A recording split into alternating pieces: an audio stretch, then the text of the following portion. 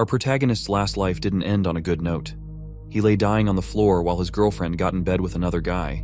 He lived in a world where the apocalypse had descended, and resources were more important than the lives of other people. But that's not going to be where things end for him. After his death, he gets reborn with the opportunity to rewrite his horrible life and take revenge on the people that once put him down. The world is already falling into chaos as a volcano erupts right in the center of a large city. A commercial bus races through the city carrying a few dozen people. A few days ago, the underwater eruption of Mount Fuji caused a massive earthquake that sent tens of thousands of people to their deaths. Today, even a smaller city has to be evacuated because of how intense the disasters are becoming. Through the streets of this city, a bus speeds towards the evacuation location. Inside the bus, a woman realizes that she was in such a rush to enter the bus that she didn't bring any evacuation supplies. Because of that, she will have to buy new things in Jiangnan City. The man beside her asks if she has seen the news. The goods in the Walmart and Ali warehouses in Jiangnan City have all been moved. In fact, that's old news because today, Dongming Lake in Shancheng dried up, and the Darundong warehouse has been emptied too. The woman speculates that the total value of all these supplies could be in the hundreds of billions, but it is in fact in the trillions. Another man behind her confirms that the loss of supplies and various natural disasters are just the surface of everything that's happening. The truth is that the world is coming to an end. The people on the bus are frightened by the sudden thought, but they don't seem to believe the strange guy. One of them even says that he's actually looking forward to the end of the world. In that scenario, all living beings will become equal. However, that's not true. The strange guy knows that even at the end of the world, there is no day when all living beings become equal. That's because he has personally experienced the end of the world himself in a previous life. Buildings were destroyed, and everything that humanity built was erased. On top of that, giant monsters roamed the land, and everything was completely hopeless. In his last life, he was just an ordinary delivery man who was as surprised about the apocalypse happening as anyone else. When the world began to end, there was an abnormal release of solar energy, and it changed multiple things. The atmospheric temperature rose sharply, crustal movements occurred frequently, and monsters hidden underground also came to the surface. Thanks to that, the whole world changed. And in a new world, there is a new order. The extreme scarcity of supplies, even if it's just for a packet of instant noodles, ham sausage, or a block of ice, caused people to give up everything they had. This guy is different from everyone else because he has seen everything for himself. His name is Su Chen, and he was reborn 1 month before the start of the apocalypse after dying in his previous life. Thanks to that, he has all the experience, and now he can plan ahead of time to live the best life he can. While he's thinking, the woman from earlier walks up to him to talk. What he said scared her a bit, and she's now looking for someone to be with her during this entire thing. Unfortunately for her, that person isn't going to be him, because he has more important things to do. He leaves her alone and steps off the bus once it gets to his destination. He doesn't need people holding him back when he knows that what's most important in the apocalypse is an abundance of supplies. In his last life, he wasted a lot of time searching for supplies, so this time, he needs to be prepared in advance.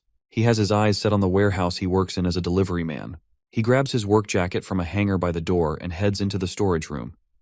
A coworker by the door informs him that being 21 seconds late means that he will have half a day's salary deducted from his salary.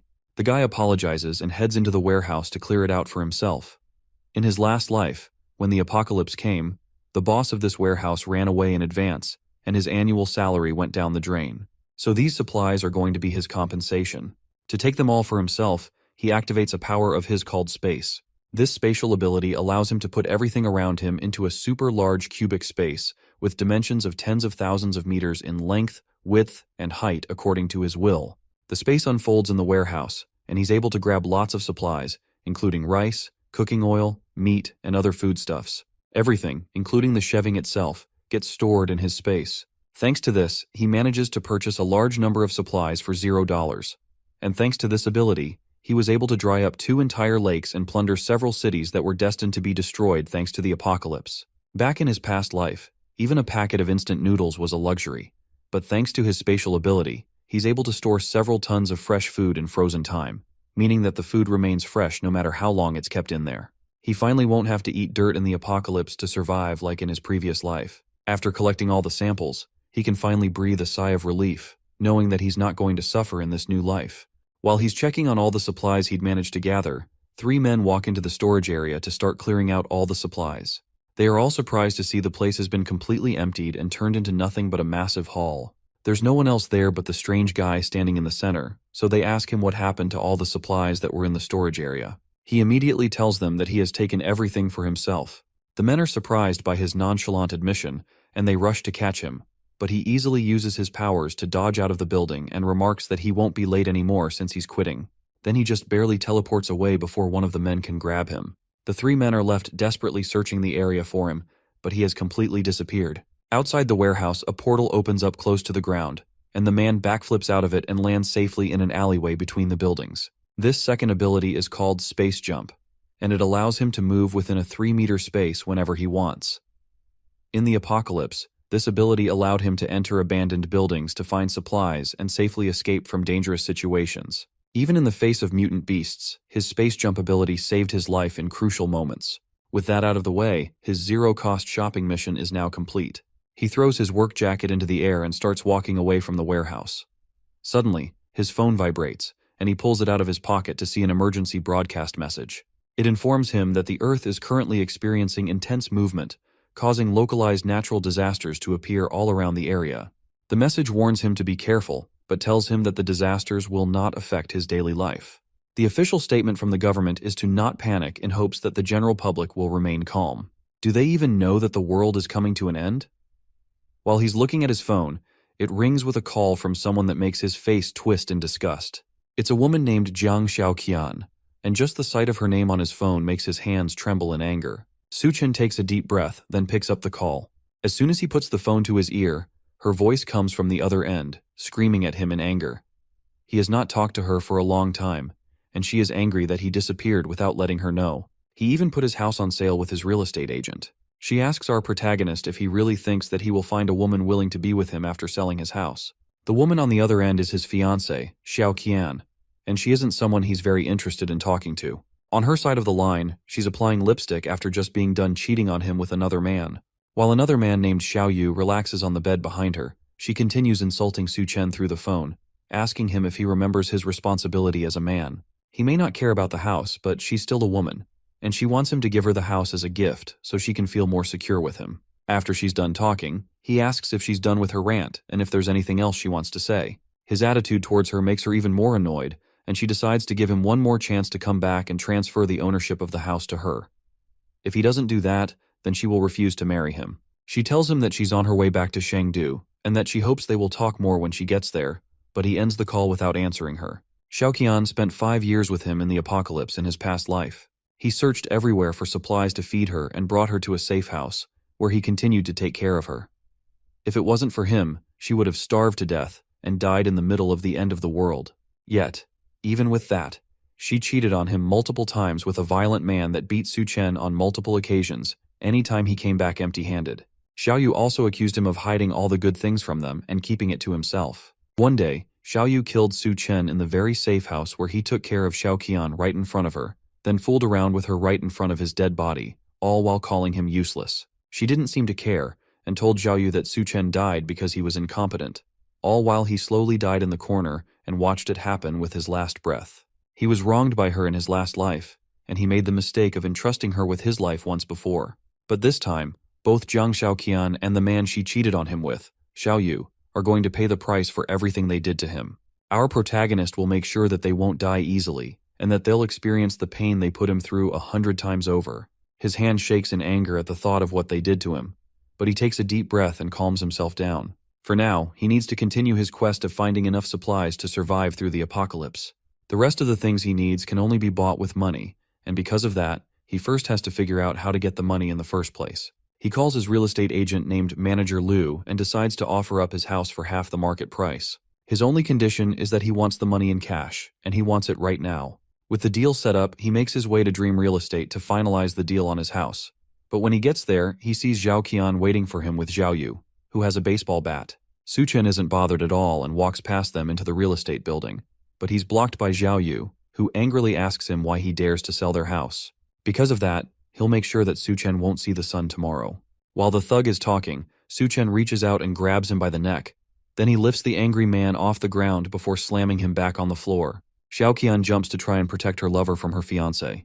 While she pulls on his jacket, she starts yelling for someone to save them from a murderer. Su Chen wastes no time before backhanding her across the face, sending her flying onto the ground. She stares at him in shock, completely surprised that he would touch her at all. While that is happening, he continues choking Xiaoyu on the ground as he begs for help.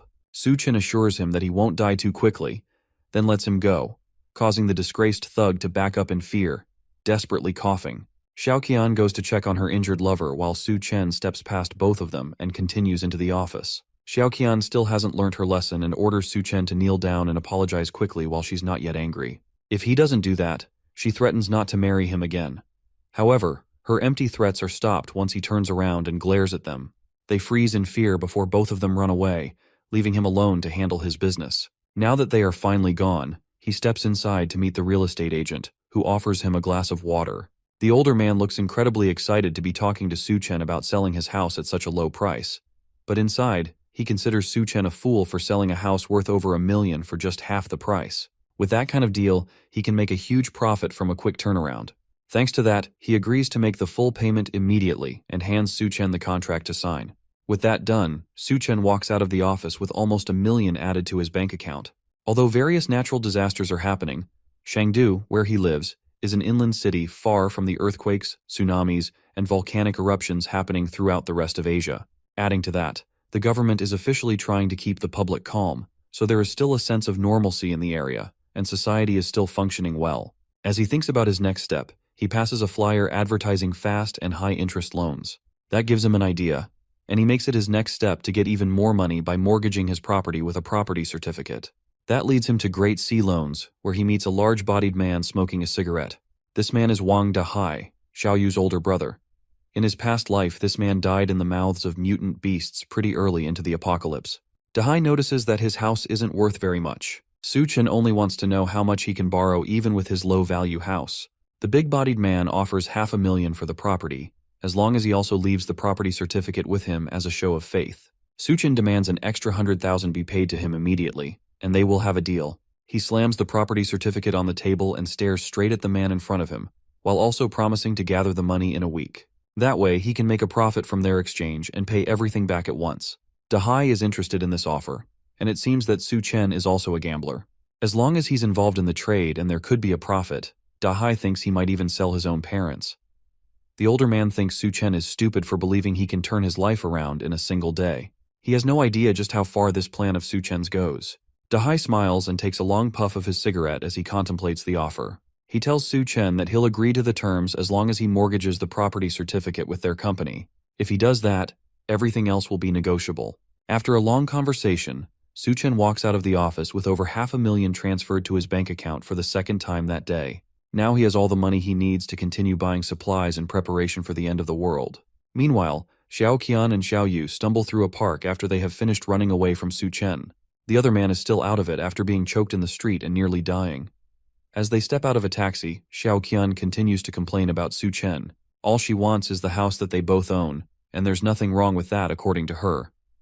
Yet despite her simple request, Su Chen laid his hands on her, and she can still feel the pain of the slap he gave her not too long ago. For that, she wants to make sure that he pays the price no matter what. Xiaoyu agrees as well, still holding his neck in pain from what Su Chen put him through.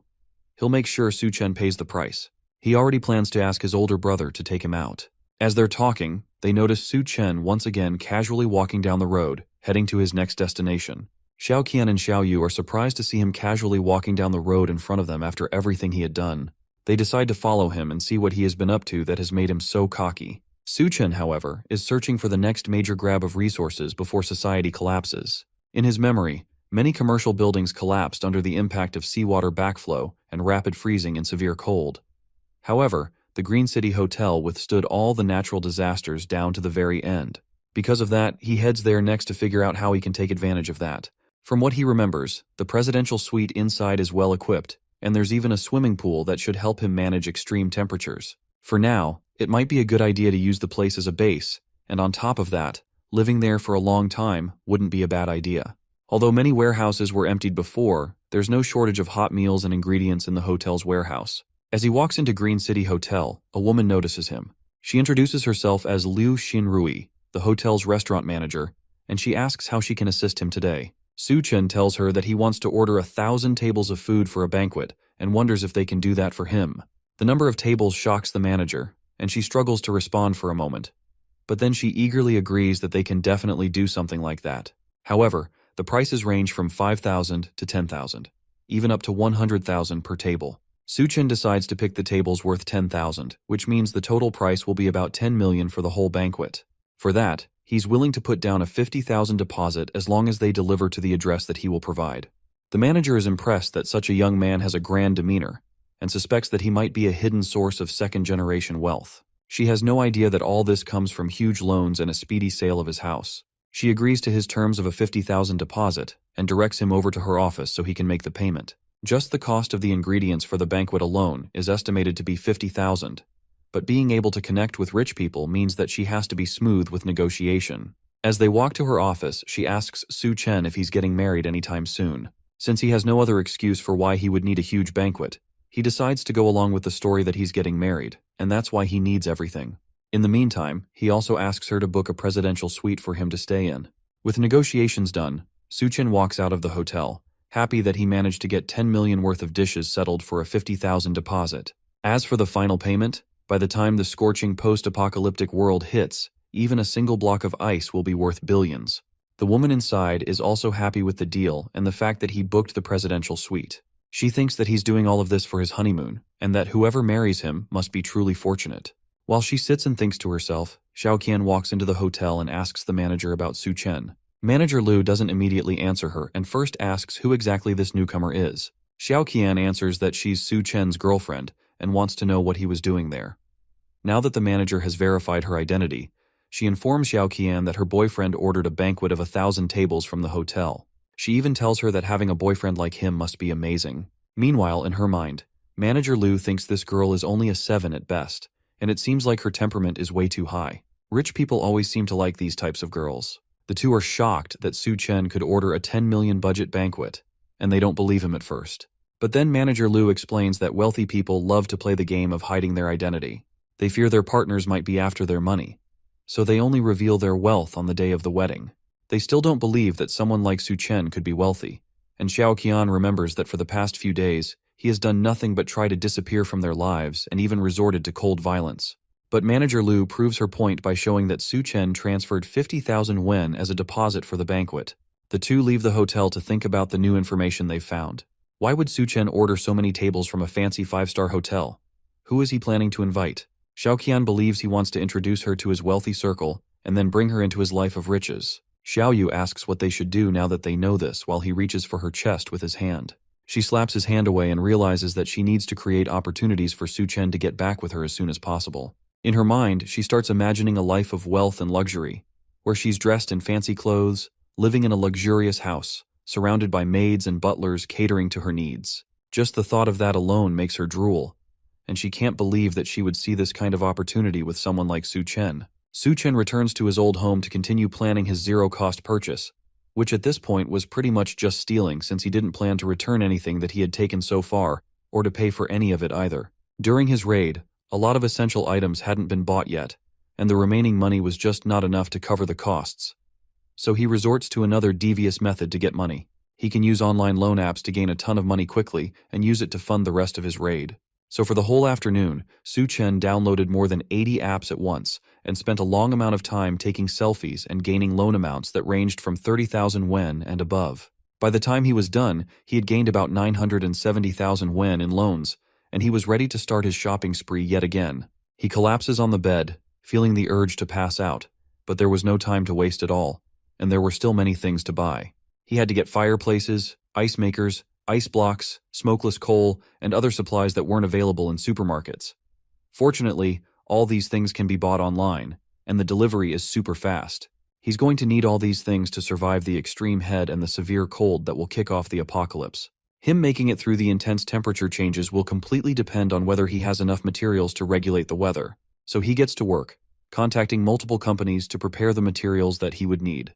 He starts by ordering 2,000 tons of smokeless coal, and offers to pay 500,000 wen in deposits. Then he does the same thing with the ice factory, ordering multiple tons of ice from them as well. A few of the companies request a face-to-face discussion, so he leaves his apartment to head over and talk to the ice makers. As soon as he steps outside, he stumbles into a new face, followed by an unwelcome old one. Her name is Li Na, and she is a close friend of Xiaoqian. In fact, She was the one that introduced them to each other and trapped him in that awful relationship. She walks up to him with a smile while her friend follows closely behind. She then tells him that his girlfriend has been missing him very much. He asks them if she has been missing him or if she has been missing his house. Lina tries to cover for her friend and tells Su Chen that his girlfriend was only testing him before. She accuses him of being clueless and ignoring how sad Xiaoqian has been without him. The gold digger of a girlfriend takes the opportunity to latch onto Su Chen's arm and plead with him. She asks him to accompany her for a walk and apologizes for scolding him yesterday in hopes that he won't be mad at her. The act doesn't impress him at all, and he pulls his arm away, telling her that he's busy and she should go and take a stroll by herself. Xiaoqian is surprised that Su Chen is acting so arrogantly, but Lina snaps her out of it and points out that he's taking a taxi somewhere. This might be her final test, so she encourages Xiaoqian to follow him in a different taxi and see where he goes. Su Chen makes his way to the ice factory to meet with the manager and place his order.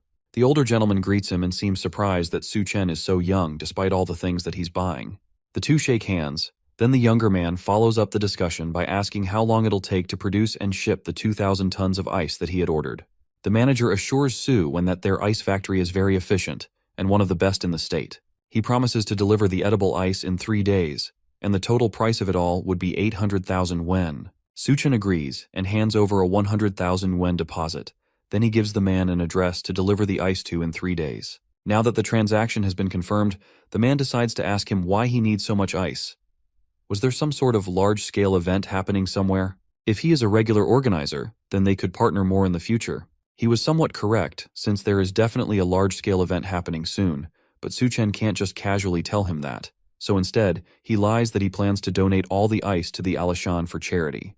The manager is surprised, but at the end of the day, an 800,000 yuan deal has been settled immediately at the entrance. That young man must really be something. As he watches Su Chen's taxi drive away, another taxi pulls up, and he wonders if this is someone else here for business without an appointment. Xiaoqian and Lina step out of the taxi and walk over to talk to the manager. Xiaoqian tells the boss that Su Chen is her fiancé, and she wants to know what they were talking about. He doubts her a little and wonders if this is some sort of detective play, but he still tells her that Su Chen had ordered 800,000 yuan worth of ice from his company. Xiaoqian and Lina nearly scream at the mention of that, since this pretty much confirms that Su Chen must be some sort of second-generation super-rich personality. No one in their right minds would spend that much money on just ice. Lina desperately asks what Su Chen wants to do with so much ice, and he tells them that Su Chen plans to donate it for charity. Of all the responses they expected, they definitely were not expecting that. Back with our protagonist, Su Chen has now purchased all the items he would need to survive in the apocalypse, and now he decides to enjoy the little time he has left before the world descends into chaos. In his last life, he was too busy working to ever think of doing anything in luxury. Even going to a small cafe was out of the question for him since he was so preoccupied. So he decides to go to a fancy restaurant to relax and enjoy himself. A waitress welcomes him and hands him a menu to look through. There's a lot of delicious foods like butter chicken, naan, and smoked steak, with each item on the list needing him to spend up to 4 digits. One menu item in particular catches his eye, and it seems to be a mystery item that costs 17,000 yuan. He asks about it, and the waitress confirms that it's a meal personally crafted by the head chef of the restaurant. The details completely depend on the chef's inspiration. That sounds interesting. So Su Chen decides to get that for himself.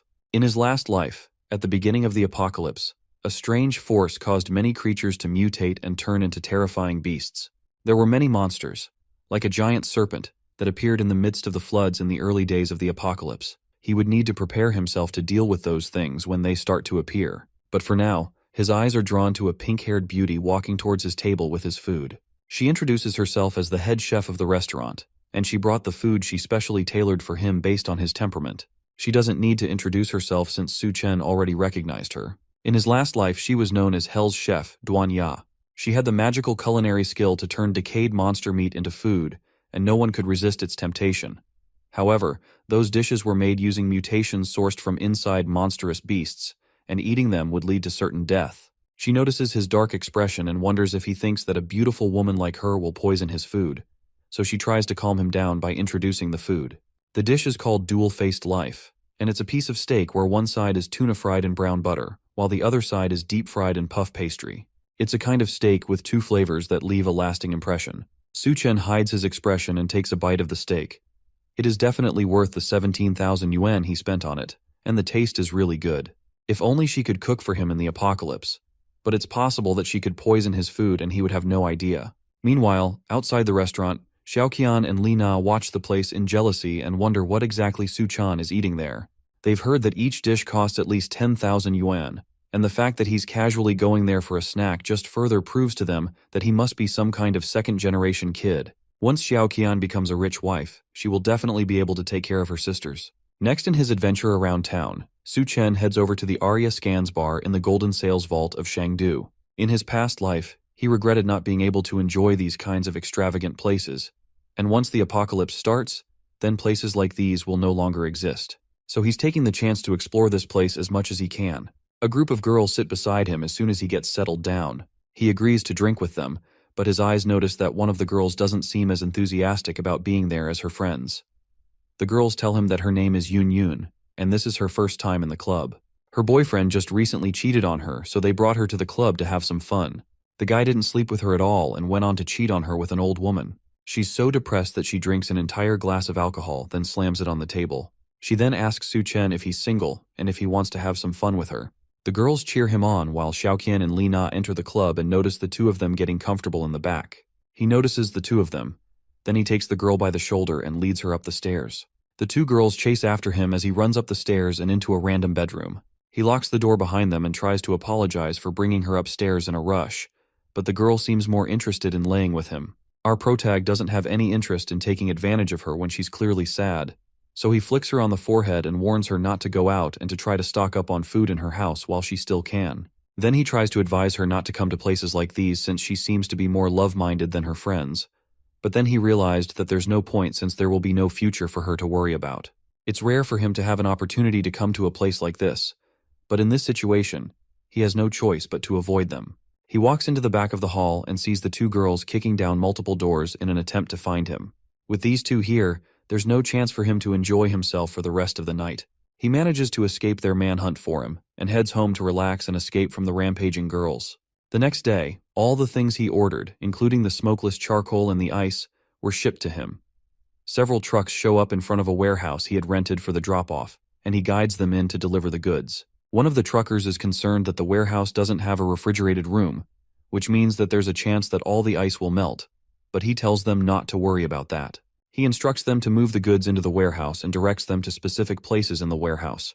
While all of this is happening, Xiao Yu tracks down Xiaoqian to tell her that Su Chen has rented a large warehouse in the suburbs, and he also bought a lot of large machines that are being moved into the warehouse. She's interested in what he's doing, so she goes over to the warehouse with Li Na to see what's going on for herself. The first thing they see as soon as they get there is the massive banquet from the Green City Hotel being delivered and set up. There was even a red carpet laid out, and the whole setup looked like an after-party for a wedding. Li Na is convinced that Su Chen would propose, and then guests will come in from all directions to see the wedding. Xiaoqian is still proud enough to say that even if he proposes, then she might not accept it. Then she asks Li Na to accompany her to see just how sincere Su Chen will be towards her.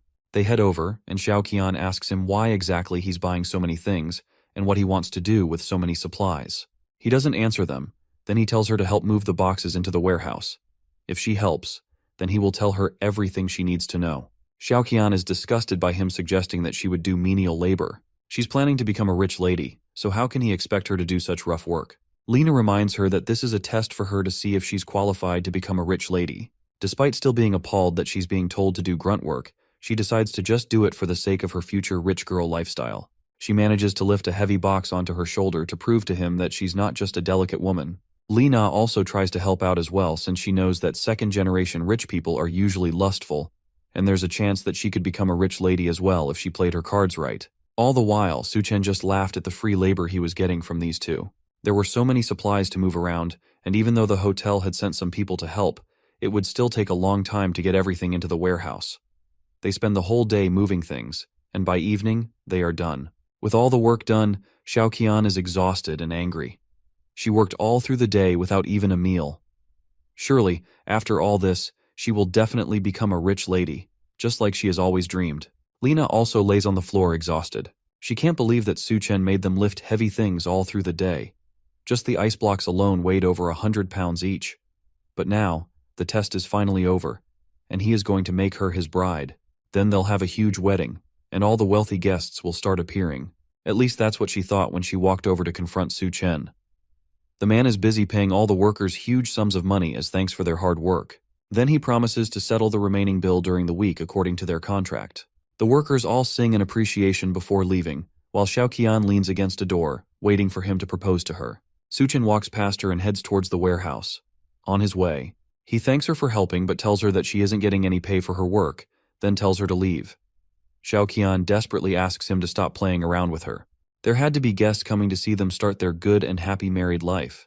That's what all these preparations were for, right? Suchen is amused by her thoughts of a good life. He almost wishes that their happily ever after would come. But now, not only did he sell his house, but he's in a ton of debt from the multiple loans he has taken out to buy all this stuff. Lina yells in surprise behind them. That had to be impossible. He bought over 10 million yuan worth of food from a restaurant, as well as tens of thousands of other supplies. How could he be broke after all of that? Suchen decides to lie that there's a big boss who wanted to do a good deed, so he decided to help out. The boss wants to bring people from charity together and give them food and supplies. Xiaoqian can't take it anymore and lunges at him. She screams that he lied to her, and he has been leading her on this entire time. But our protagonist easily dodges the attack and tells her that he never lied to her. This entire thing was just her delusion, and she was left thinking something that wasn't true. She continues yelling at him while she lays on the ground. She thought he was a second-generation rich man, but now that she knows that he's broke, she tells him that he can forget about marrying her. That's completely fine with him since no one would ever care about a gold digger like her. That sends Xiaoqian over the edge, and she storms off, vowing that he will regret everything he has done to her. Lina follows behind, but not before warning Su Chen that he's finished. Su Chen is not even slightly worried about the empty threats. In the apocalypse, the only people that will regret anything are them once the apocalypse starts. With the two nuisances gone, he locks himself in the warehouse and looks at the mountain of resources that he has managed to gather. Now all he has to do is wait for the apocalypse to descend. He opens up his infinite storage and stows them away for later. Now, with all of that done, he goes back to the Green City Hotel to enjoy another relaxing meal while waiting for civilization to collapse. As he's relaxing in the hotel lobby with a nice meal, a loud group of people walk in, and they're all people that he recognizes. Dahai tells Xiaoqian that all she has to do is follow Xiaoyu to find the good life that she has been looking for. In Chengdu, his words still carry a lot of weight, and he will be able to take care of her. The younger man takes the opportunity to tell her that he will make sure to make up for the bad treatment that Su Chen gave her. He tells her that she should have dumped the abuser a long time ago to be with him. Xiaoqian falls for all of it immediately and allows him to hold her while they walk into the hotel. Then Xiaoyu assures her that his older brother will do everything he can to make sure that they take revenge on Su Chen for her. To her, Xiaoyu isn't that bad, and his big brother is quite wealthy as well. Being with him will be better than being with a bootlicker like Su Chen. The noise finally causes Su Chen to speak up and points out that Xiaoqian really isn't picky with who she decides to stick with. His sudden appearance shocks her, and Xiaoyu takes the opportunity to tell his brother that this guy is the man who dared to attack him. Dahai recognizes him as the guy that he gave a huge loan to recently. The bigger man has been planning to find him for a while now, but now that he knows that his benefactor is the same person that harassed his brother, he now has more plans for the foolish younger man. Xiaoyu is surprised that his brother knows Su Chen, and the large man tells him that this guy is the same person that mortgaged his house and borrowed over 500,000 yuan from him. And on top of that, it just so happens that tomorrow is the repayment day. It seems like they both have scores to settle with him. Xiaoqian is grossed out by the fact that he even had the audacity to borrow money from Dahai. Because of that, he definitely won't be able to clear the debt in this lifetime.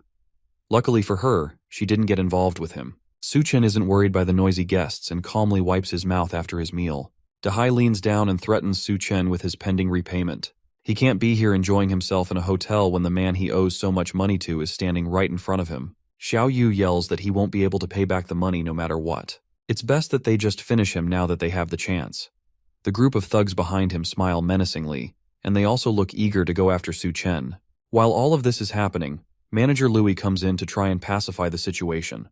Dahai agrees to talk it out if our protagonist kneels down and apologizes to him and his brother. If he does that, then they will consider peacefully settling the matter.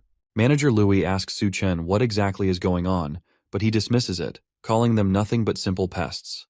That doesn't sit right with Dahai, and the bigger man slams a large hand on the table. He had been giving our protag basic respect since, but today, he's definitely finished. Nothing he does today will be able to save him from what's about to happen. That's what he thinks, at least until some newcomers walk into the hotel restaurant and the man in front demands to know what's going on. Both Dahai and Su Chen recognize this scary-looking man.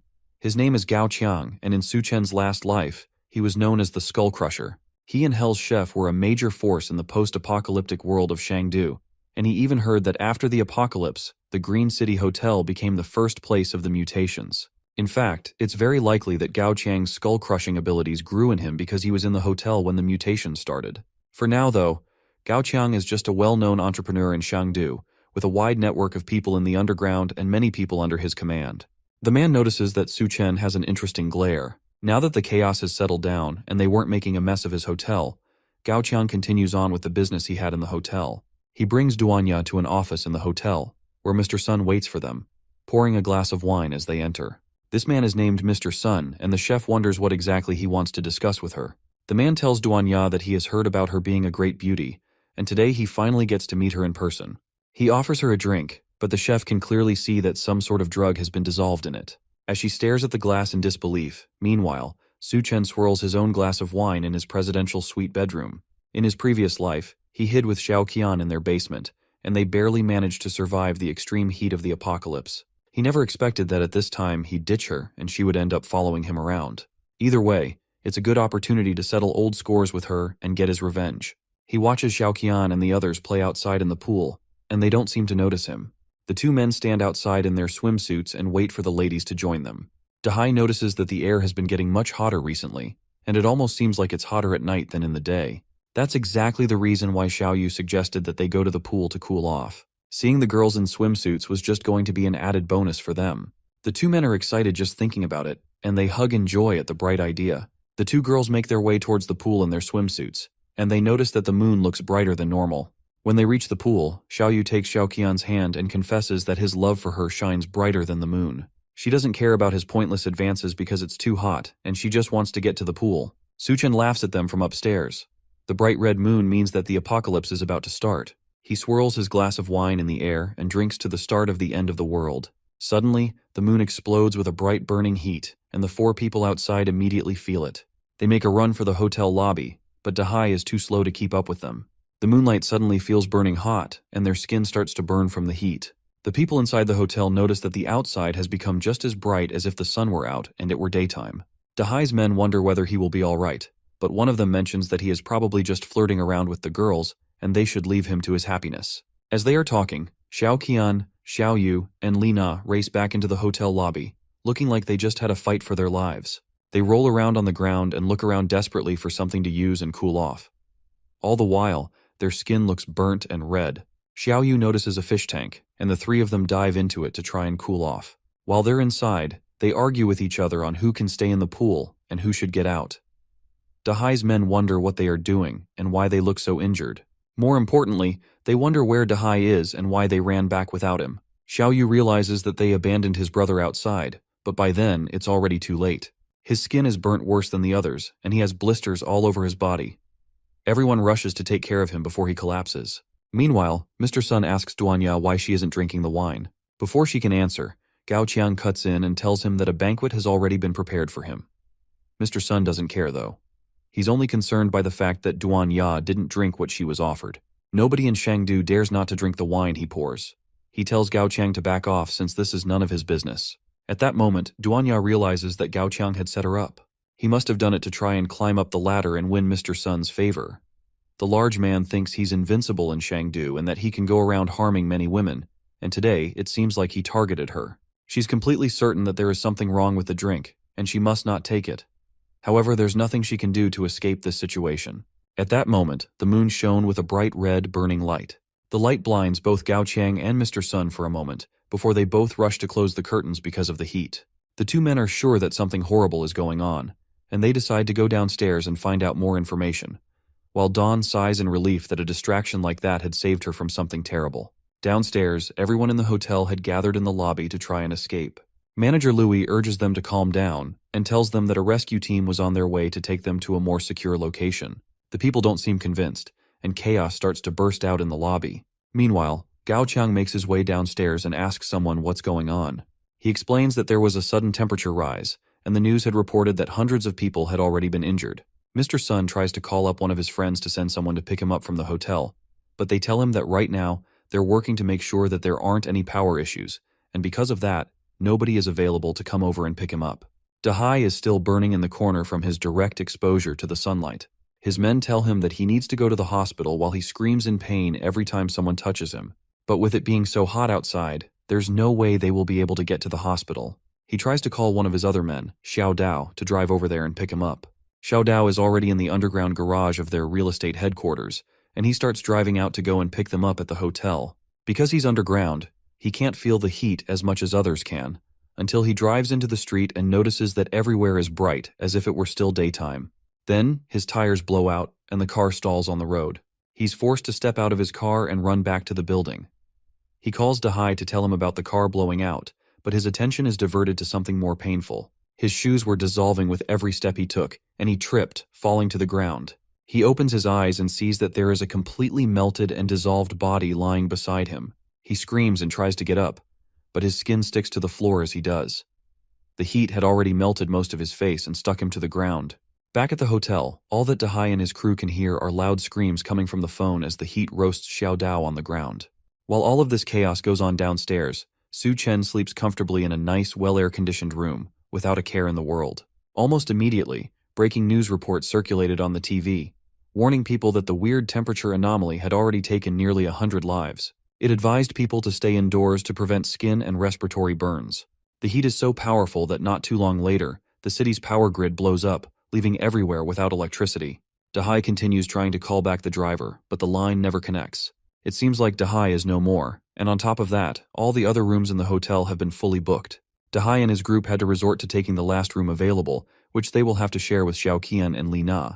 The two girls are not pleased about this at all, and they complain that they will need a separate room. While they're arguing, the power goes out, which means that the air conditioning also stopped in the hotel, causing the building's temperature to rise rapidly. If they don't leave the room, they'll suffocate from the high temperature. While the men struggle to take off their clothes and try to find a way to cool down, Xiao Qian remembers that Su Chen had booked the presidential suite, and it even had a pool. If they kicked him out, they could take over the place for themselves. Su Chen himself enjoyed the night by swimming in his room's personal pool. In his last life, the city's electricity had hidden dangers due to improper maintenance. No matter how much manpower was invested, the city's electricity still exploded despite everything they tried to do. Because of that, all the users connected to the city's electricity were affected. That's why he specifically chose a room with a pool, and he also prepared multiple vertical air conditioners with large backup batteries to ensure that the room stayed at a reasonable temperature. He uses his spatial abilities to summon some of his stored ice, as well as a large table of food to enjoy himself with. It's only the first day of the apocalypse, so he's planning to start it with a simple breakfast. As he's about to start eating, a loud knock comes from his door. He opens it up, and the men and girls outside immediately notice that inside the room is so cool. As soon as he opens the door, they notice the lineup of air conditioners and the multiple blocks of ice that are keeping the room cool. The women shout at him for being selfish and enjoying all this luxury while they roast outside.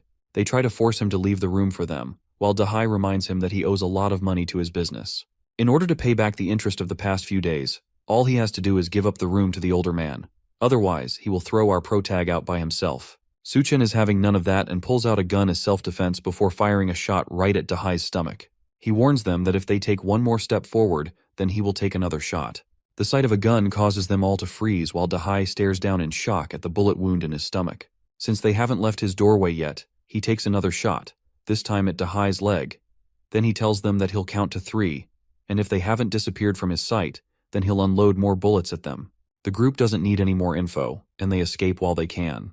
Back in the hotel's lobby, Gao Qiang demands to know why there's no food in the whole hotel. Manager Louis apologizes and tells them that a few days ago, someone booked 1,000 tables for a banquet, and because of that, they almost ran out of ingredients to cook. They were supposed to get another delivery today, but the heat wave is clearly stopping that from happening. Since there isn't enough left, Mr. Sun demands that all the water and food get brought to him instead. The people in the lobby protest at that, and they try to attack him, but his thugs just barely protect him from the crowd. All the while he sits back, not even bothered that there's an entire crowd of angry people trying to attack him. Then suddenly a group of people ran into the lobby, shouting that Su Chen tried to kill someone. Gao Qiang notices that Dahai has gunshot wounds, but he knows that there aren't many people who can get their hands on a gun. It seems like there's a tough character living upstairs. Xiao Qian announces to everyone that Su Chen's room has electricity, air conditioning, and even a swimming pool. That catches everyone's attention, and she verifies that she saw it with her own eyes. There was even lots of food and ice cubes, which made the room seem like heaven compared to the sauna that was in the hotel lobby. The crowd rallies together and makes their way upstairs to confront Su Chen, and Dahai orders his men to follow them and make sure that Su Chen gives up his room no matter what. The crowd reaches the door to the residential room, and when Su Chen opens the door, they get a taste of the cool air in the room. They all beg him to allow them to stay in his room, while a kid peeks his head into the room looking for the fried chicken that Xiao Qian had mentioned. Once he spots it, he runs into the room in a frenzy, desperate for a taste of the food, but a food to his stomach sends him flying back into the crowd. That causes the crowd to go into a frenzy since he kicked a child. They determine that someone like him doesn't deserve to stay in such a luxurious room.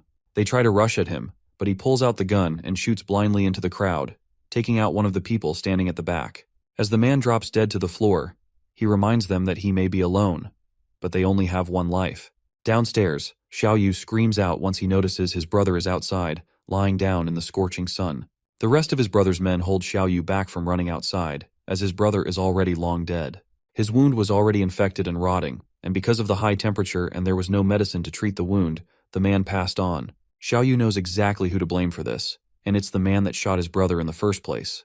The man himself is currently being seduced by Xiao Qian and Li Na, who are trying to remind him how much she loves him. They tell him that he couldn't shoot them, and he was just trying to scare Dahai and his crew. They beg him to let them in, and if he does, they will do whatever he wants. He sees how desperate they are to be with him, and finally decides to let them in. Before they can do so, Xiao Yu charges through them, aiming to kill Su Chen and take revenge for his brother. That causes Su Chen to declare that anyone who crosses his door will die, before he brings out a baseball bat and sends Xiao Yu flying with one hit. He flies back, knocking into the two women behind him and sending them all down to the ground. Now that they've seen his violence for himself, the two girls don't want to go anywhere near him, so he tells them to get lost in his sight. They drag the knocked-out Xiao Yu away, and he glances up at the armed surveillance system that he mounted up beside the door. If they hadn't left, they would have died, regardless of if they managed to take him out in the process. Outside, a cargo of armed military vehicles drives down the burning streets towards the hotel.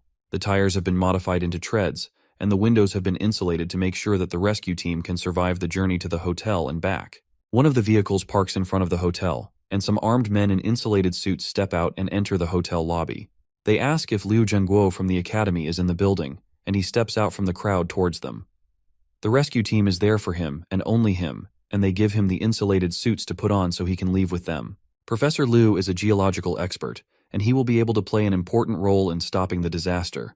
The rest of the people in the lobby yell out in protest, because they are trying to rescue only one person instead of the crowd of people that were also trapped in the hotel. One of the men announces that the authorities have already launched a separate rescue operation that will take place at midnight, which is the coldest time of the day. Once nighttime falls, they can all make their way to Silicon Valley Plaza, where they will find the rescue point. The others in the lobby celebrate that they will soon be rescued, but not everyone is satisfied. Mr. Sun rushes towards one of the insulated guards and demands that they give him an insulated suit so he can leave with them, but the guard is easily able to restrain him. With no other options, he orders Gao Chang to snatch up one of the insulated suits for him, but they can't move with several guns pointed at them. The soldiers turn to leave, but Xiao Qian stops one of them and tells them that there's a murderer upstairs. Lina also announces that the murderer has a gun, and he has killed several people already, and he almost killed them too. One of the soldiers, Xiao Feng, decides to stay back and investigate the situation. The other soldiers warn him not to be too impulsive and to focus only on completing the mission, but he declines and assures them that he will contact them after dealing with the situation. He heads up the stairs, and Xiao Qian celebrates the fact that after Su Chen is shot dead, then she will be able to stay in the room and wait for rescue. Xiao Feng sneaks up to the presidential suite, but then he notices a camera watching him through a plant in the corner. Before he can process it, the door opens, and two bombs are thrown out. The first is a flash bomb, which immediately blinds him. Then the second is tear gas, which causes him to cough uncontrollably. While he's trying to regain his senses, Su Chen sneaks up behind the soldier and hits him with the baseball bat, knocking him out cold. He wakes up a little while later, tied to a chair and still feeling the effects of the gas and the blow to his head. And the first thing he notices is that the place is very cool. Then he sees Su Chen looking at his military ID while holding his gun.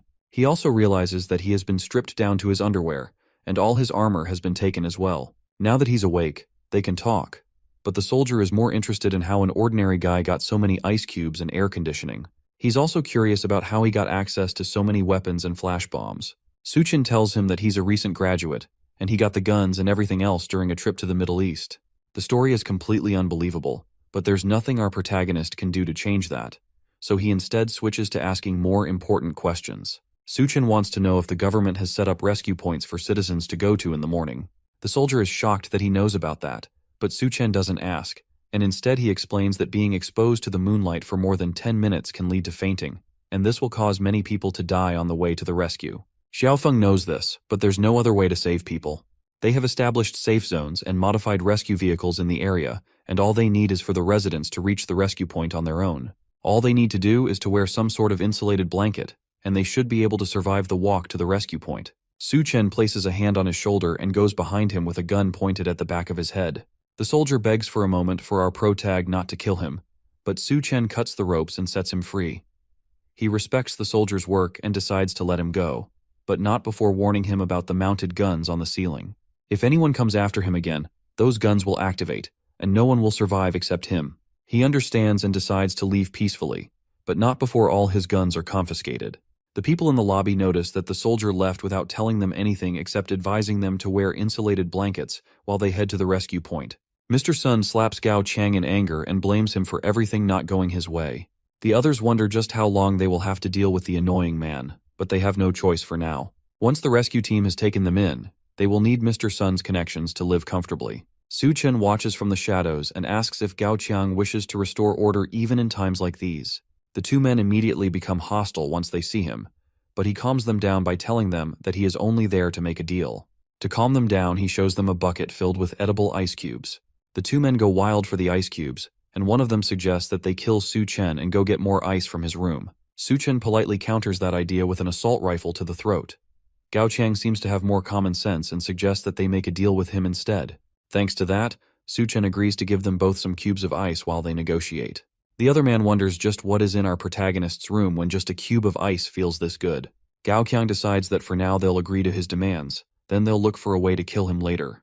While they're enjoying the ice, Mr. Sun notices them enjoying the ice cubes and attacks Gao Qiang for it.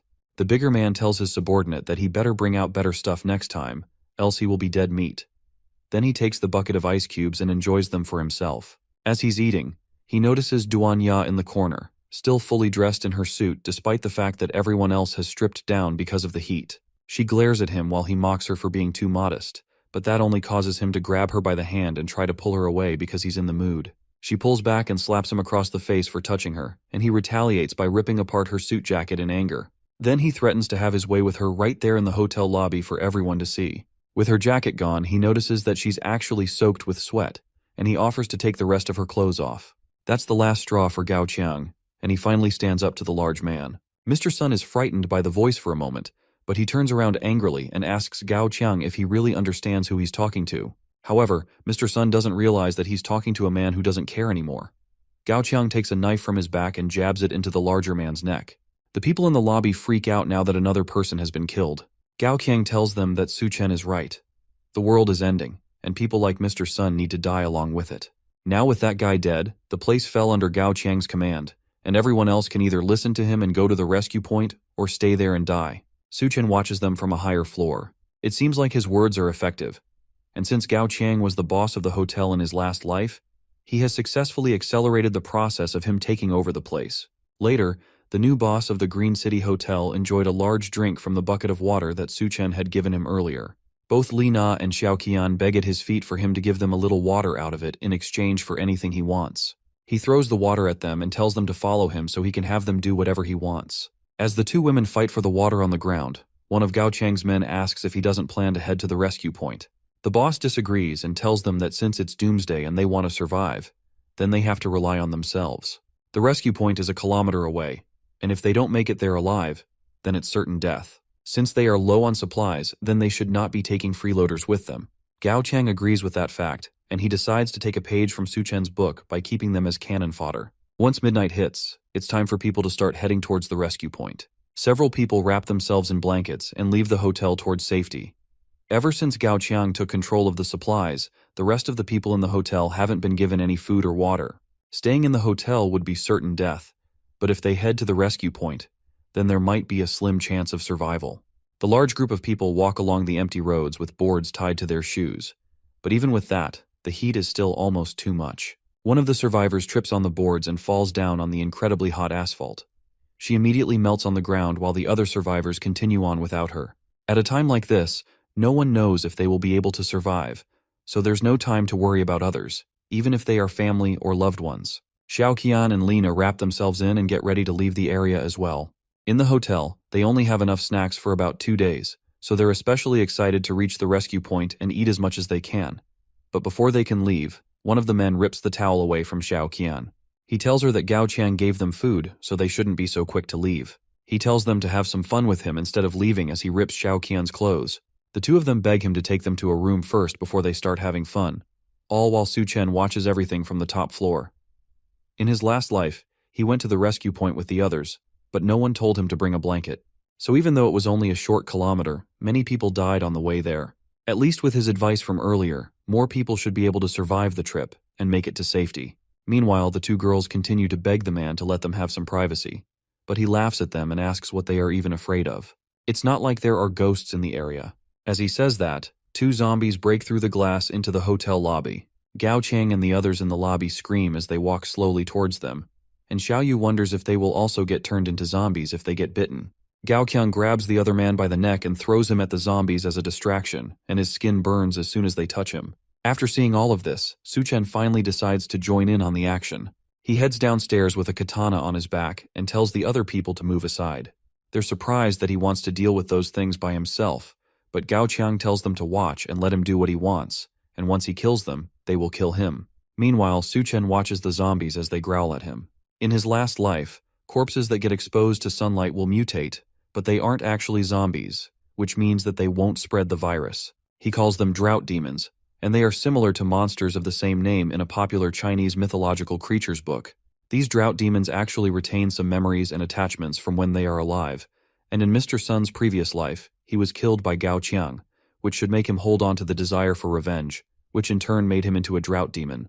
So because of that, the zombified Mr. Sun completely ignores Su Chen and runs over to kill his murderer instead. As for Dahai, he died from the bullet wounds that Su Chen gave him, so he rushes towards our protagonist instead.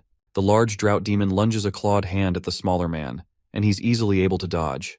Then he rushes towards the other drought demon and brings his katana down, straight through Mr. Sun's head, slicing the drought demon completely in half.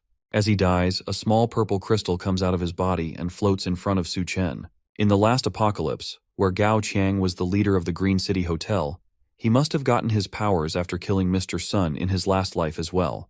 That means that the crystal will always appear inside Mr. Sun. This is the crystal nucleus that can give normal people superhuman strength. Now it belongs to him, and he can use it to greatly improve his abilities. He barely even has a second to grab it before Dahai rushes towards him in blind rage. Instead of fighting him, Su Chen leaps over the rampaging drought demon and lands safely on the stairs. Now that he has what he came down for, the rest is up to Gao Qiang and the others downstairs. With no other choice, the boss grabs Xiaoyu by the neck and throws him towards Dahai. That manages to knock the man and his zombie brother into their supply of water. Then he yells for the others to find weapons and attack.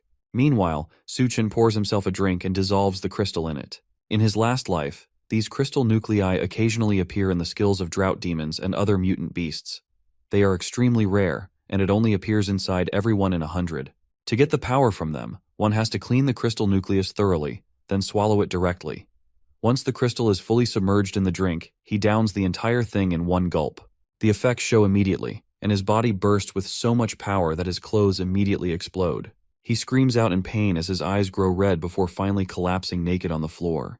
Downstairs, it seems like the zombified Dahai is dead. Gao Qiang stomps on his head in anger and yells for it to move, but it lays motionless on the floor. Killing it also took out their last source of water. Without any water, Lina decides to try and escape to the rescue point, but one of the men grabs her and says that he will cut off her legs if she tries to run again. She begs him to let her go since, without water, everyone there will die of thirst anyway. Then she tells them that if they let her go, she will tell them a way to deal with Su Chen. That interests them, and they urge her to speak before they kill her. She tells them that Xiaoqian is Su Chen's finance, and if they attack her at Su Chen's doorstep, then he will definitely open the door so they can ambush him. The men agree with her, and Xiaoqian is shocked that her own sister would suggest using her as bait. They turn to grab the ex-fiancé, and she tells them that she will cooperate with their plan. But first, they need to find her some food. She specifically wants some meat. That's not possible since the meat in the electric fridge has already spoiled, but Gao Qiang has an idea. He gives her a knife while the other men gather and hold down Li Na. Then he tells her that if she wants meat, then it's up to her. Xiaoqian catches on quickly and realizes that they want her to eat her own sister's flesh. She thinks about it for a moment, then turns to Li Na menacingly while holding the knife. Li Na starts screaming as Xiaoqian walks towards her. She tries to beg and remind her that they are sisters and that she shouldn't do this. The other woman doubts her words, and if they are really sisters, since not too long ago, her so-called sister had suggested that they use her as bait. Without even thinking about it, she takes Li Na by the neck and stabs the knife into her stomach several times. As she brutally murders her sister, even Gao Qiang and his men watch on in surprise as she tells her dying sister to blame herself for this happening. Then she laughs over the body as blood pools around her feet. Now that lunch is secured, she laughs crazily and promises that once she is finished eating, she'll go upstairs to his room and drink his blood. Gao Qiang tells them to let Duanya cook the meat since they will need all the strength they can get to deal with Su Chen. One of the men tries to protest, but the boss reminds him that without water, none of them will last a day, so if they don't want to turn into a dry corpse, then they should do as he says. The man is reluctant, but he eventually shouts for them to look for Duanya. Meanwhile, Su Chen has woken up and decides to rest his powers. He realizes that he has gained physique-type abilities, and his resistance to heat has also improved. On top of that, even his muscles and his strength have increased as well. He tests his new power by crushing a large block of ice with one hand. As he stands and admires his new abilities, a knock comes from his suite door. It seems like someone else has come to his door to bother him. He looks through the security camera and notices that it's Hell's chef Duan Ya waiting for him. Outside his door, she waits anxiously for him to open up and let her in. Everybody downstairs has gone crazy like Gao Qiang, and the down floor is no longer safe. Her only hope right now is to partner with Su Chen, and thankfully, she has some leverage to get her way. When he finally opens his door, he's still completely naked as he asks her if everything is okay, and if she needs some help. She notices his undressed body and screams while he hurriedly apologizes, and realizes that he forgot to get dressed before coming out to meet her. He invites her inside his apartment, and although he considered subduing her, the atmosphere is a bit awkward now for both of them. But based on his previous life, he knows that Duan Ya is a very strong-willed woman, and she had a cooperative relationship with Gao Qiang. So if he finds a way to bring her to his side, then he will benefit greatly. He starts by telling her that his resources are limited, and on top of that, they had only just met. He can't just be expected to take her in just because she's pretty. Duanya realizes that the room is well equipped with ice and electricity, and because of that, she will have to show her worth if she wants to stay there. She tells him that she's not just a chef, she's also a graduate from Southwest Medical University, which means that she has a medical qualification certificate and 3 years of experience as a surgeon. The fact that she's a doctor is exciting to him, but that doesn't change the fact that his resources are limited, and he's uncertain if they can survive till tomorrow. She gets desperate and tells him that as long as he doesn't kick her out of the building, then she'll do anything he wants her to. He accepts her offer and tells her to consider his room her own home. By the time she realizes what she said, it's already too late for her to take it back. He then warns her that her only choice when she's with him is to behave himself and to make sure that she doesn't have any ulterior notices, or else he will take her out. She, however, has no plans of going against him and has never doubted his methods and determination. Now that everything has been decided, he tells her to take off her clothes since now it's time to start repaying him. She goes to take a shower now that Su Chen has allowed her to stay in his room. There's water, electricity, and everything someone would need to survive the apocalypse and never worry about the outside. There's no need to think about the scorching weather or being eaten by the others. For anyone on the outside, this place would be heaven. That doesn't mean Su Chen is any kind of angel, though. His intentions are pretty obvious, especially when he told her that he would give her something different to eat. But she doesn't have a choice. It's either this or the scorching and unforgiving apocalypse. Thankfully, she already considered that he would act like this before she came up to his room, so there's nothing she can do about it. Meanwhile, in the living room, Su Chen watches her shower. He's not doing this to peek, of course. He just wants to prevent her from doing anything improper. That's what he tells himself anyway. After her shower, she comes out in a nurse cosplay outfit that he specifically chose for her. The clothes are a bit too small, and obviously not enough to cover the essentials.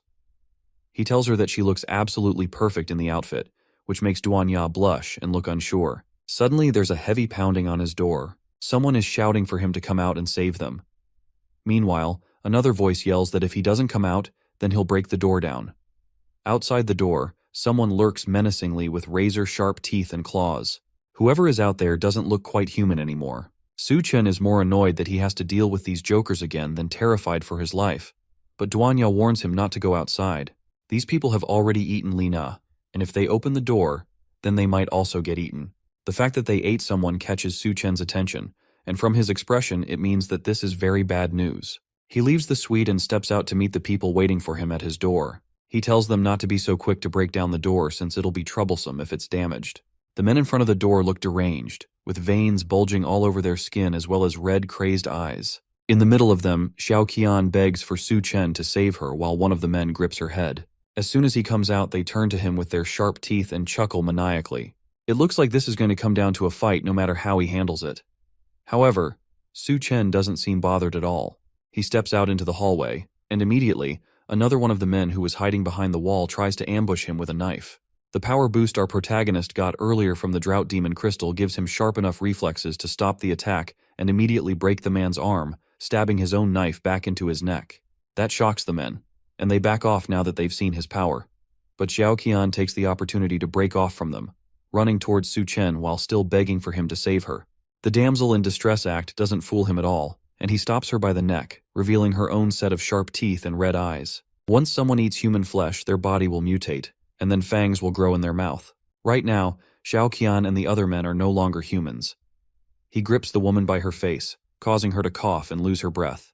The men aren't concerned by it, however. It's the end of the world after all, and what does it matter if they eat people as long as they can survive?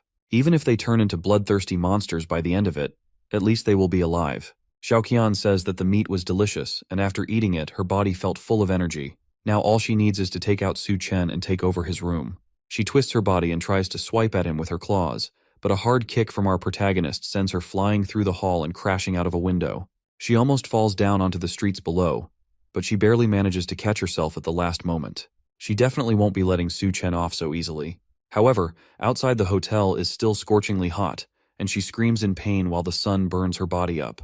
Meanwhile, inside, the men decide to rush at him together before he has a chance to draw his gun. Su Chen calmly wonders if he even needs to waste bullets on these guys, and one of them warns him not to underestimate them too much. He jumps into the air and prepares to come down on Su Chen and take him out. Unfortunately for him, he doesn't mind wasting, and he raises a gun, putting a bullet through the first attacker's head. The rest spread out, hoping to avoid the gun entirely, and hit him while his guard was down. Thanks to their new forms, not only are they stronger now, but even their reaction speed has greatly improved. Meanwhile, Su Chen continues to fire bullets into them as they try to rush at him, but they easily dodge everything. In this situation, simple bullets won't be enough to bring them down. One of them latches onto the ceiling before bringing himself down towards Su Chen. But that kind of weak attack isn't enough to surprise our boy. He grabs the man by the head and slams him into the ground, killing him instantly. Then he catches the hand of another man and takes the knife from his hand before using it to slice the necks of 2 other attackers, taking them all down. The only person left is the enhanced Gao Qiang, who rushes at him with his fist drawn back for a final attack. However, just like all the others, Su Chen calmly grabs him before he can attack and pins him to the wall by his neck. As he holds Gao Qiang against the wall, a figure leaps through the window and lands at the end of the hallway. It's Xiao Qian, and it seems like the sun has mutated her, giving her sharp spikes on her back and a long tail while also making her look even more deranged. It seems like she mutated quickly into the monstrous state because of her strong attachment towards him. He snaps Gao Qiang's neck, killing him instantly, then turns to face Xiao Qian for a final battle. Since she doesn't want to disappear, he's just going to have to keep killing her until she finally leaves. Xiao Qian roars in anger as the two stare each other down. Meanwhile, Nurse Duanya watches from inside the safety of the room. She's amazed by the fact that Su Chen managed to single-handedly take down Gao Qiang's entire gang. The new monster girl that just appeared, though, gives off a very different and dangerous vibe. She tries to think of a way to help him so she can stay by his side. She doesn't want to be a burden to him, even if his way of taking care of her is a tad bit questionable. As she's wondering what she's going to do, she notices something in the room that might be able to let her stand next to him. The nurse heads back into the room and comes out with a whip, ready to fight against the monster. She tells Su Chen to let her help, but he's not very impressed. Not being scared and refusing to hide is a good trait, but with the way she's dressed, she's only going to end up distracting him. The monster roars again to remind the couple that they have bigger fish to fry before she charges at them with tremendous speed. Su Chen barely manages to dodge a swipe at his head, leaving his shirt to take most of the damage. Then he activates one of his abilities, Superpower, Berserker Mode, which boosts his strength and durability to huge levels. The monster rushes behind Su Chen and tries to bite into his neck, but even with her razor-sharp teeth, it doesn't leave a dent. Now that she's taken her swing, it's his turn, and he starts by grabbing both of her arms, then backflipping behind her, landing on her back while holding her arms above her head. He then asks her if she's ready, but she doesn't have a moment to respond before Su-chen rips both of her arms off, slamming her hard into the ground in the process. She screams out in pain as Su-chen lands behind her, ready to take her out once and for all. He had planned to let her suffer a bit more in the apocalypse while slowly torturing her to death, but now he has to kill her earlier. Or that's what he thinks at least. She wraps her tail around the dead body of one of the attacking men and lifts him up in the air. Then she splits her mouth open, down to her torso, and swallows him whole, giving her even more power. As soon as she takes him in completely, her hands regenerate, and her strength returns tenfold. It seems that she can regenerate severed limbs. That's great for Su-chen, since if she can regenerate, that means that she's not so easy to kill after all. It also means that he can tear her apart many times over and have as much fun torturing her as he wants. He rushes towards her and goes behind her again, grabbing her left arm. Then he rips it off, pushing her down to the ground again. Before she can get up, he rips off her right arm as well, followed by her tail and both legs. Almost immediately, her limbs regenerate, just like he had planned, leaving her in perfect condition again. That was only the first round, though. The second round starts immediately after as Su-chen continues to rip her to pieces over and over again, allowing her body to regenerate, before ripping her apart again. He doesn't just go for the limbs either. He moves on to the tongue, then her internal organs and everything else. Apart from the head, it seems like everything else can regenerate, meaning that he can keep toying with her as much as he wants. By the 21st round, her body stops regenerating, and she lays defeated and broken on the ground. He was planning to gouge out her eyes, but he decided not to go that far. After all, he's now a devil. She shakily asks him why he's going too far to torture her, and what his reason is for making her suffer before her death. He tells her that it's simply for revenge before bringing his foot down hard on her head, killing her instantly. Now that the threat has been taken care of, Duanya nervously asks him if he's all right, but instead of answering her, he asks her if she's ready. He has been so heroic that she should be ready to reward him. Elsewhere, at the rescue point, it seems like the outside temperatures are normalizing. It's not much hope, but maybe the apocalypse is ending already. At least, that's what the soldiers stationed at the engineering university station think. Xiao Feng, the soldier that once had a fight with Su-chen at the hotel, is one of the people stationed at the university, and he notices something in the distance. He nervously calls out to the captain of the squad, a white-haired woman, and he tells her that there are a lot of people approaching the rescue point suddenly. She turns to see what he's talking about, but instead of people, she sees a massive horde of zombies marching towards them. They start running towards the two, and the captain wastes no time in giving out orders. She tells Xiaofeng to evacuate the civilians from the rescue point while she tries to hold them off. Xiaofeng tries to argue, but she forces him to go inside. Since he has no choice when given an order, he reluctantly rushes in while telling her not to die. Meanwhile, Su-chen plans to show Duanya the power of a berserker for probably the third time. At this point, she has rewarded him more times than she can count, and she covers herself, wondering how he wants to go at it again. Su-chen tells her that now that the extreme heat wave is over, he has to go out for a bit. Before he does that, though, he has to show her some unforgettable memories. She asks why she can't just come with him, but people around him must follow a couple of strict conditions. They must be valuable, and they must absolutely obey his orders. After their session, it seems that Duanya has completely submitted to him. Next, he has to hurry into town before the seawater surges in. In his previous life, many of the zombies were driven by the obsession to reach the rescue point, and eventually, they formed a tidal wave horde and attacked their former escape route. Many civilians and soldiers died in the tidal wave attack, and the incident also led to a large amount of military weapons being scattered. Thanks to that, a lot of idiots on the streets now have access to guns, and ordinary people went around shooting each other to survive and for fun. This is how various factions formed over time, and multiple people rose to power among the chaos. Some, however, were just too stupid to use their newfound power in productive ways. Like the group of people that thought they'd be able to stop his car by standing in front of it with a gun. They yell for him to stop the vehicle, but he simply barrels through them at full speed, running them over as he continues to his destination. As he drives through the city, he notices that, just like in his previous life, the walls crack from the scorching sun, and the combined onslaught of the zombie wave eventually led to the collapse of the subway station. Thanks to that, a large number of people died underground, and the number probably reached the thousands. He stopped the car for a moment to look into a hole in the ground, and a large number of zombie eyes stared back at him. The zombies underground are attracted by the roar of the car, and even though there could be a large number of crystals down there for him, not all zombies have crystals in their heads, and it would be way too time-consuming to crack each skull open one by one. Instead of doing that, he decides to head over to the engineering college and check out the situation for himself. It's the first time he has been back at the engineering university since he graduated. Now it's filled with more delinquents and zombies than he remembers. As he walks through the front door, he's greeted by a group of people who seem to be holding zombies as pets by chaining them to the walls. They tell him that he's entering their territory, and so he better hand over his backpack if he wants to get by without being attacked. Suchen pretends to be defenseless for a moment and pulls out a braised chicken leg from his backpack that he plans to give them in exchange for being allowed to pass. The group of people who likely haven't seen good food in several days immediately go feral at the thought of eating chicken legs. Suchen smiles and tosses the food for them on the ground, and they all jump over each other to grab it. But as they fight for it, our protagonist pulls the meat back using a piece of string and tells them that they aren't worthy of eating the chicken legs. This makes them angry, and they pull out their weapons to get back at him for messing with them. That forces Suchen to stop messing around, and he pulls out a gun to end them quickly.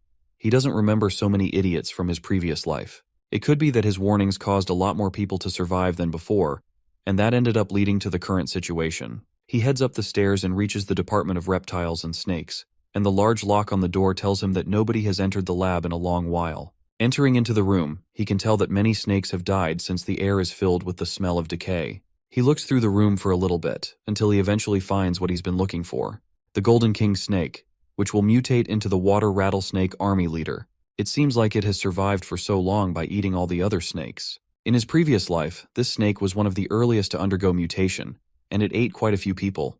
In fact, it almost swallowed him as well. In about a week, when the flood comes, it will begin to mutate, and it might become so strong that it will become difficult for even him to defeat. Even now, it feels like the snake has already started forming a hint of intelligence. He will need to be cautious around it from now on. As he's looking at the snake, he senses something from outside the room. It seems like some people are here to greet him. The thugs outside the door yell for him to come out. It's useless to hide since they already know that he's hiding in there. Suchen doesn't hide, of course, and comes out with a hand in his pocket and without a care in the world. It's a critical time for him after all. He can't afford to be disturbed by these guys, so it'd be better for him to take care of them quickly. Before he can make the first move, though, a woman swoops in from the shadows and surprises the thugs. She clamps her thighs around the first thug, while catching another under her arm and snapping his neck. In an instant, 2 of them are dead, and she immediately jumps on the third one and grips him by his face. Then she snaps his neck immediately as well before he has a chance to react.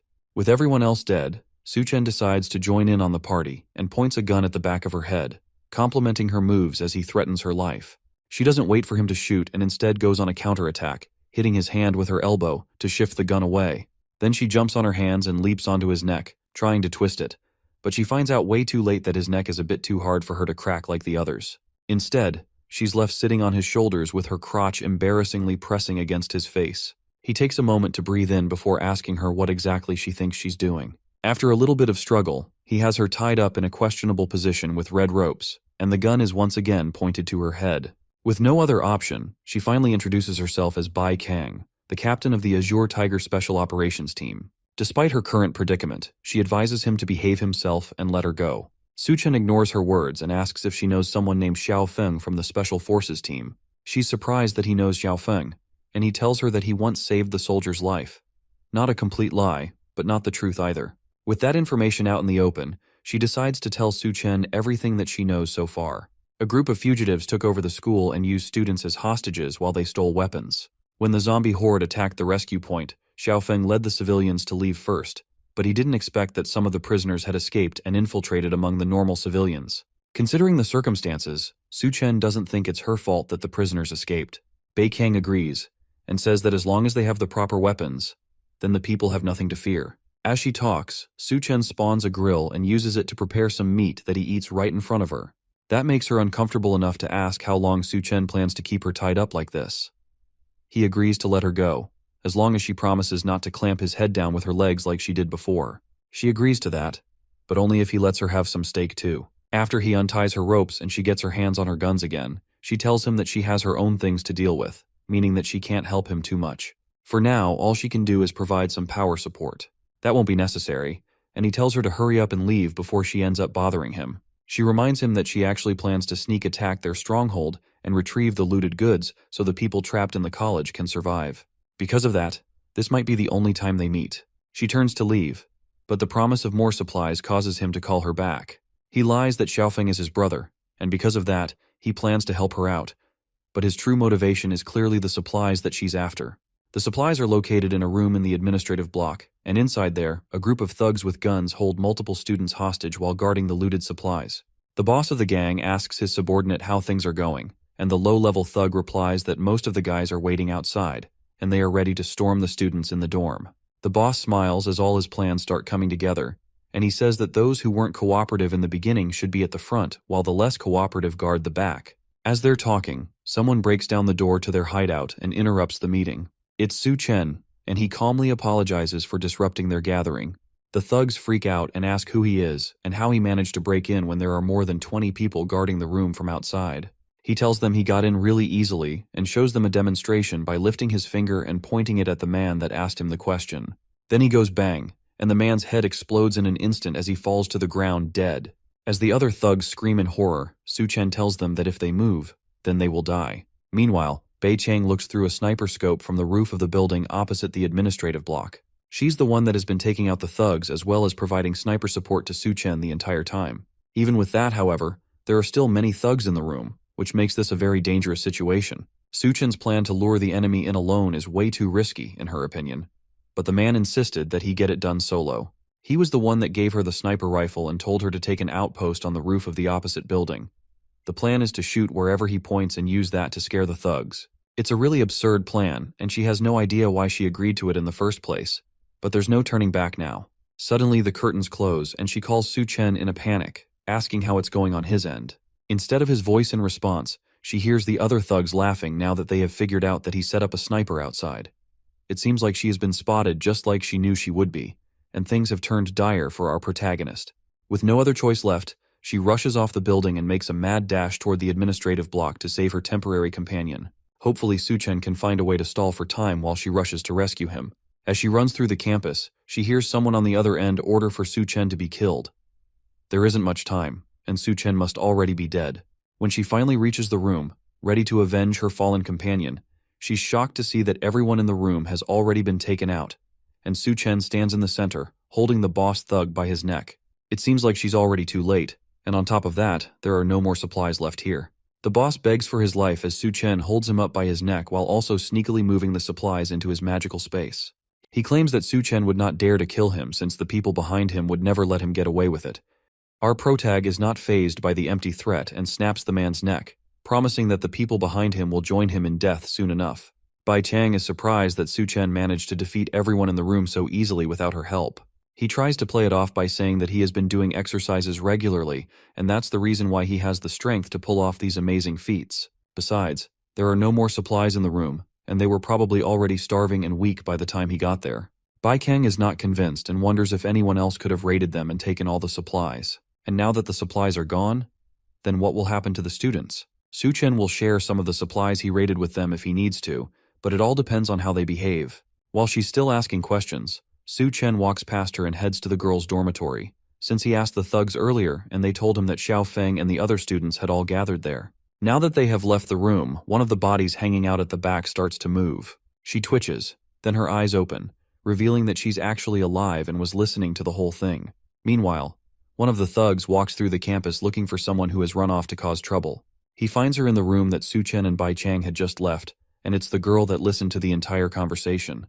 They hurry up and get her down, and she falls to her feet as soon as they set her free. He asks her if she found what she's been looking for by pretending to be a prisoner for several days. She then tells him that since she had a close call with death, she needs the comfort of the man whose name is Steel Fang. He agrees to comfort her and pulls out a thorned whip that he uses on her back. She screams out in pleasure as soon as the whip hits her back, and the thug asks her how she's feeling. It seems like the painful comfort managed to make her feel much better, and she tells them exactly what she saw while she was hanging up as a prisoner. Steel Fang asks her who took all the supplies, and she tells him that it was a devil, and his name is Su Chen. Meanwhile, Su Chen and Bei Tang make their way back to Xiao Feng. The soldier is bandaged and looks hurt, but he tells them that he's fine. He's more interested in the other man that walked in with her. Su Chen asks to see his wound, and although it started out as just a scratch, it's been getting much worse recently for some reason. Su Chen tells him that the wound was caused by the cannibals, which are creatures that eat people. Their nails are full of bacteria and viruses, and without medicine to treat the wound, it could become life-threatening. Now, medicines are rare resources, and they are impossible to find. but at the same time, it would be unacceptable to die like this. After hearing this, Su Chen decides to share some of his medicine with him. They are both surprised by the amount of medicine Su Chen provided them, but he tells them that he did it because Xiaofeng is his brother. In his previous life, there was a man in the military whose combat power was comparable to a humanoid nuclear bomb known as the God of War. If that person turns out to be Xiaofeng, then investing in his friendship and survival will definitely benefit him. Xiaofeng tells our protagonist that he owes a favor, but he also knows that Su Chen didn't come to their hideout just to deliver medicine. He asks Su Chen to tell them what he actually wants, and he tells them that a great flood is coming soon and they will need to evacuate quickly. The extreme heat is already causing the glaciers to melt rapidly, and because of that, seawater is flooding the mainland rapidly. If they don't leave as soon as they can, they, as well as the entire land, will be submerged in floodwater. The people listen to him in shock, but one of the other survivors doesn't believe him. She accuses him of only trying to drive them away so he can monopolize the school's resources. He remembers exactly who this loud girl is. Her name is Fang Qing, and she's his classmate, a famous female boxer at his university, and a second-generation rich girl who likes to create gender divides. She walks up to him and asks if he has any food in his bag. Before he can answer, she reaches for the bag and tries to take it from him. But Su Chen stops that with a quick dose of gender equality and a slap to the face that's heavy enough to immediately leave her cheek swollen and take out a tooth. While she nurses the wound, the rest of the people in the hideout start to cheer the attack. She has been a nuisance around them for a while, and she has also been hogging a whole dorm by herself just because she has some money at home. Because of that, everyone has been fed up with her for a while, and they immediately cheer for her to be kicked out of the dorms immediately. It looks like she's already quite infamous there, and the cheers for her to be thrown out cause her to lose her mind in rage. She threatens to go and find her father and get them all killed. Then she storms out of the area. Bei Kang comes in to check if our protagonist is all right, but he warns her that the girl is heading off to find her father and someone should probably stop her. Though that running to daddy doesn't help much in the apocalypse. She walks out into the school grounds, ranting about how men in the country are all beneath her, especially Su Chen. None of them can hold a candle to any of the gentlemen abroad.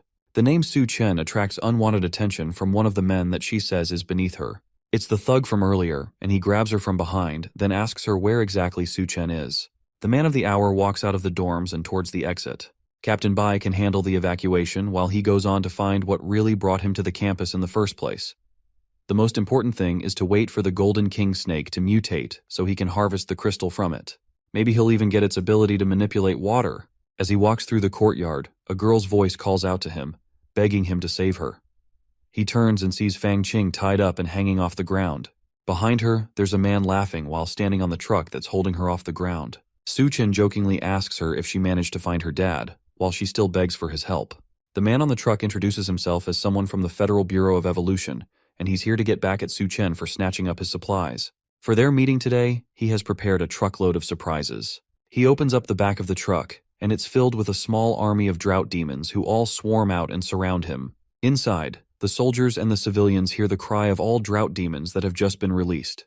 They know that the sound is coming from the direction Su Chen left in, and that means their new companion could be in danger. Bei Chang tells Xiaofeng to stay put and guard the civilians while she goes and checks up on the situation, but he refuses. This time, he won't let her go off on her own again. Meanwhile, back with Su Chen, the thug asks if the loud girl with the still swollen face is his classmate. If that's the case, then this is his opportunity to be a hero and save the beauty.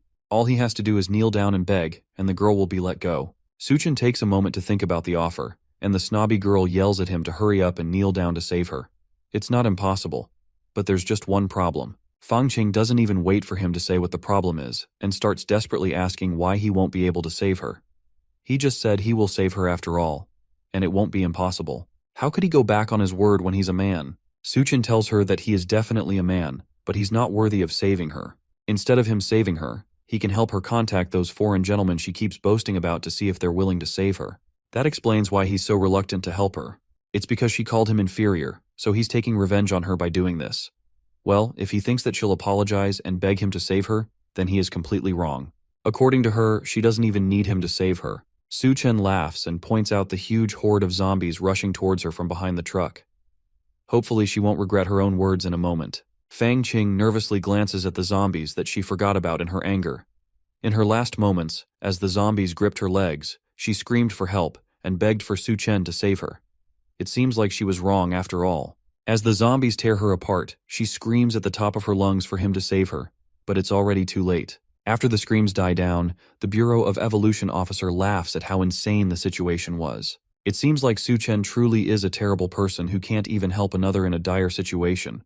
But that's alright since he'll be joining her soon. Then he tells our protagonist that he will now show off the technology of the Federal Bureau of Evolution.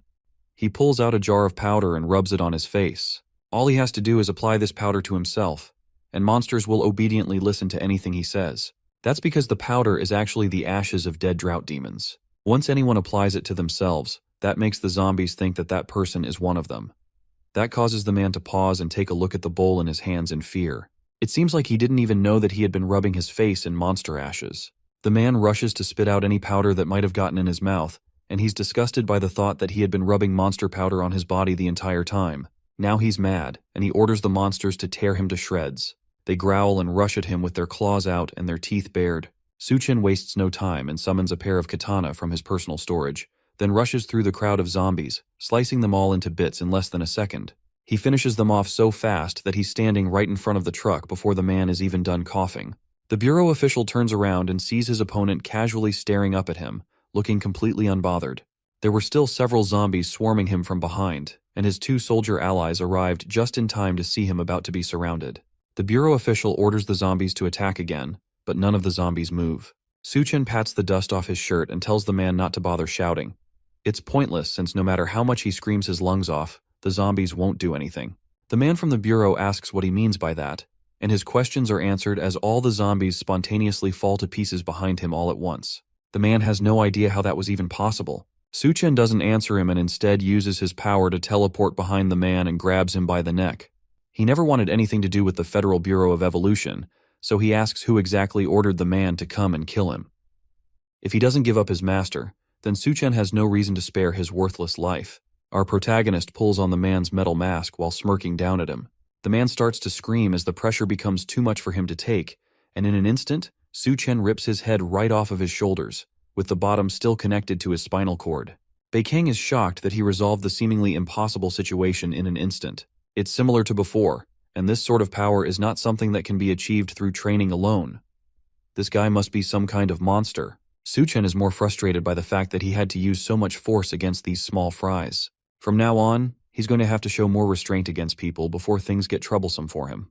If only he had a capable assistant that he could work with, then everything would be easier. Meanwhile, back at the hotel, Duanya is startled awake by a sudden dream. Once again, she had a dream about Su-chen, and she can't seem to get him out of her mind.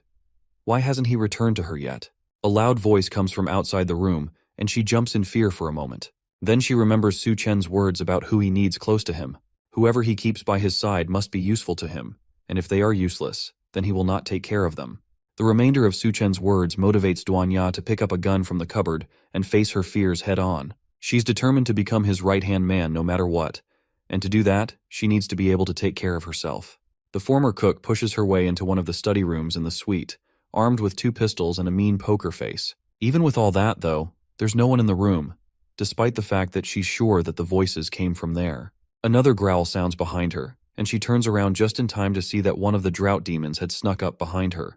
The zombie walks menacingly towards her and pushes her back against a table in the room. She has no idea where it came from or how it even got behind her, but there was nowhere for her to go now that she's been backed up to the table. Her only hope now is the gun that she swiped from the room before she stepped out to fight. Before she can use it, the drought demon slaps it out of her hand and sends it flying behind the table. Then it shrieks at her, opening its mouth wide to attack the former chef. With no other way to defend herself, she shuts her eyes and prepares for the worst. But luckily for her, the zombie misses his attack completely and instead bites into a chair beside her. She has no idea what's going on or what this guy is doing, but it seems like she's safe for now. He has been sniffing around this entire time, and it looks like the eyes on his face are gone.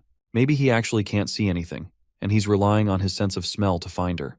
She somehow got lucky this time, but now he's way too close. If she makes any sound, he's going to attack her right away. She turns and notices that the gun is still on the table, just at the edge, away from her reach. She turns and tries to stealthily grab the gun while the zombie is still unaware of where she is. She stretches her hand just a little more, but the gun still stays out of her reach, and before she can grab it, it's already too late.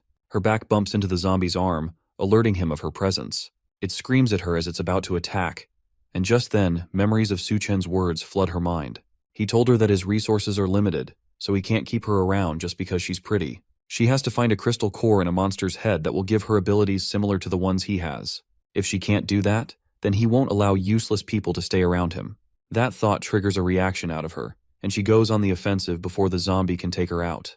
With the heel of her shoe, she stabs her leg straight into the zombie's eye so hard that the other side pops out at the back of his head. The zombie stops moving, and she tries to pull her leg back, but it suddenly grabs her ankle, forcing her to stab its face a few more times before it finally falls to the ground. Then she grabs an axe from elsewhere in the room. It's a shame that Su-Chen wasn't here to see her proving that she's not useless, but now she can check to see if it has a crystal core in its head. Back at the engineering university, Bai Chang and Lu Xiaofeng took Su-Chen's advice and started organizing the students to evacuate. Bai Chang even contacted her brother Bai Ming and asked him to bring his troops to join them and ensure the students' safety. With that taken care of, Su-Chen returns to the snake in the school's reptile laboratory and continues to pay special attention to it. After a time has passed, the creature starts its mutation and begins to grow in size. Su-Chen watches it with interest, wondering just how far it can mutate, and the creature stares right back at him in contempt. To help with its growth, Su-Chen even prepared a large bucket of water for it so it could grow faster. As soon as he drops the water bucket on the ground, the snake slithers in. It seems like it already knows that it needs to get into the water to complete its mutation, which saves him the trouble of trying to force it in. As soon as its body touches the water, it starts to grow into a large and terrifying beast, with a dragon head and a large, scaly body. Su-Chen watches as it violently beats against the sides of the bucket, until finally the bucket explodes, spreading the water all over the room and revealing the evolved form of the former snake. It had such massive growth from just the initial mutation, and all of this came from a simple bucket of water. If he had decided to wait until the flood came, then this would have been a much greater disaster. Now that the beast has grown up, Su-Chen summons one of his swords and makes it an offer. If it chooses to submit to him, then he might consider keeping it as a pet. The monster is having none of that and tries to escape through the window before Su-Chen can catch it. It looks like it really did develop some intelligence and knows that it won't be able to properly fight against Su-Chen, especially in that closed-off room. It breaks through the window, out into the campus courtyard, and Su-Chen jumps out right behind it. Then it tries to slither away and save itself, but it's not even close to fast enough to escape the sword of our protagonist. Su-Chen drops from the sky and stabs the sword onto the creature's scaly skin, but to his surprise, the sword snaps in half. It looks like the scales are much harder than he thought. The snake turns and roars at Su-Chen, and he realizes that if blades don't work on it, then he's just going to have to use his fists to smash it to death. He delivers the first punch to the beast's head, sending it crashing to the ground, but it retaliates by wrapping its body around him, trying to choke him out by entangling him. But Su-Chen realizes that the attack is actually just a feint, and the creature's true goal is completely different. It opens its wide-fanged mouth and prepares to bite down on our protagonist. Meanwhile, back with the survivors, Bai Chang can't help but look towards the campus. Her brother notices her constantly staring back and teases her about not wanting to part with the handsome man named Su-Chen. She tells him that if he doesn't speak, no one will treat him like a mute, and it's obvious that she wants him to stop talking. That catches Bai Ming's attention, and he realizes that his sister must really like this guy. But that doesn't change the fact that if he stays on campus, then he's doomed. Bai Kang is sure that he won't die. From the moment that she first saw Su-Chen, she felt that he was very strong. He had a deep gaze and a mysterious aura about him, which made him look like a monster. Because of this, she's sure that he will survive, and they will definitely meet again. Meanwhile, Su-Chen easily breaks out from the snake's strap and grips it by the throat. There's no way such an easy thing would be able to trap him when he has grown so strong. He uses his foot to push down on the snake's body and frees himself while the snake struggles to free itself from his grip. He has heard that snakes have highly developed nerves, so even if he chops its head off, it should still be able to bite. So instead of ripping its head off, he rips the entire snake in half along the middle, making sure that it will never be able to bite again. And in the remains, he picks up the crystal, and he's eager to see what kind of ability it will give him. Eventually, the heavy rains start, and just like Su-Chen warned, the city begins to flood. If the extreme heat manages to destroy people's will, then the flood sweeping through the entire world will completely destroy human civilization. Even inland cities like Chengdu could not escape the massive, devastating flood, and everything ended up being swept underwater. The engineering university's low terrain left only tall buildings like the administrative building above water. Meanwhile, Su-Chen is also not safe from the rising floodwaters, and gets immersed in the water. Thankfully, after absorbing the golden king snake's core, it grants him the ability to move and breathe freely underwater. Because of that, his body has undergone even more changes and has become stronger. After coming in contact with the water, his body developed tiny scales, and his strength improved massive amounts. On top of that, his eyes have become more sensitive to light, and a protective membrane has formed in front of them. Even though he's not using his nose or mouth to breathe, he isn't suffocating underwater, and it feels like he's breathing through his skin. All of these are abilities that he borrowed from the Golden King snake. Although it's not a water manipulation ability, being able to breathe underwater is still very beneficial for him. The floodwaters surged from the Green City Hotel area, so swimming upstream against the current is impossible. The current is fierce, and the debris in the water is like hidden debris. All of this is hindering him from making it back home to the hotel suite. On top of that, it seems like the volcanic eruption has reached its peak, but because Shangdu is far from the volcano, the sky looks relatively clear. When the massive amount of volcanic ash fills the air and blocks out the sun, the doomsday winter won't be far off. In the face of all these apocalyptic events, human civilization might as well no longer exist. To avoid becoming prey to the creatures evolving through the crisis, it's better to grow stronger and become more powerful so that you can better protect yourself. In his previous life, after the Great Flood, Shangdu saw several powerful factions grow over time. The low-level northern part of the city was occupied by the Golden King Snake and the female Corpse King. The southern part of the city became the gathering place for the cannibalistic tribe of the Devourer clan.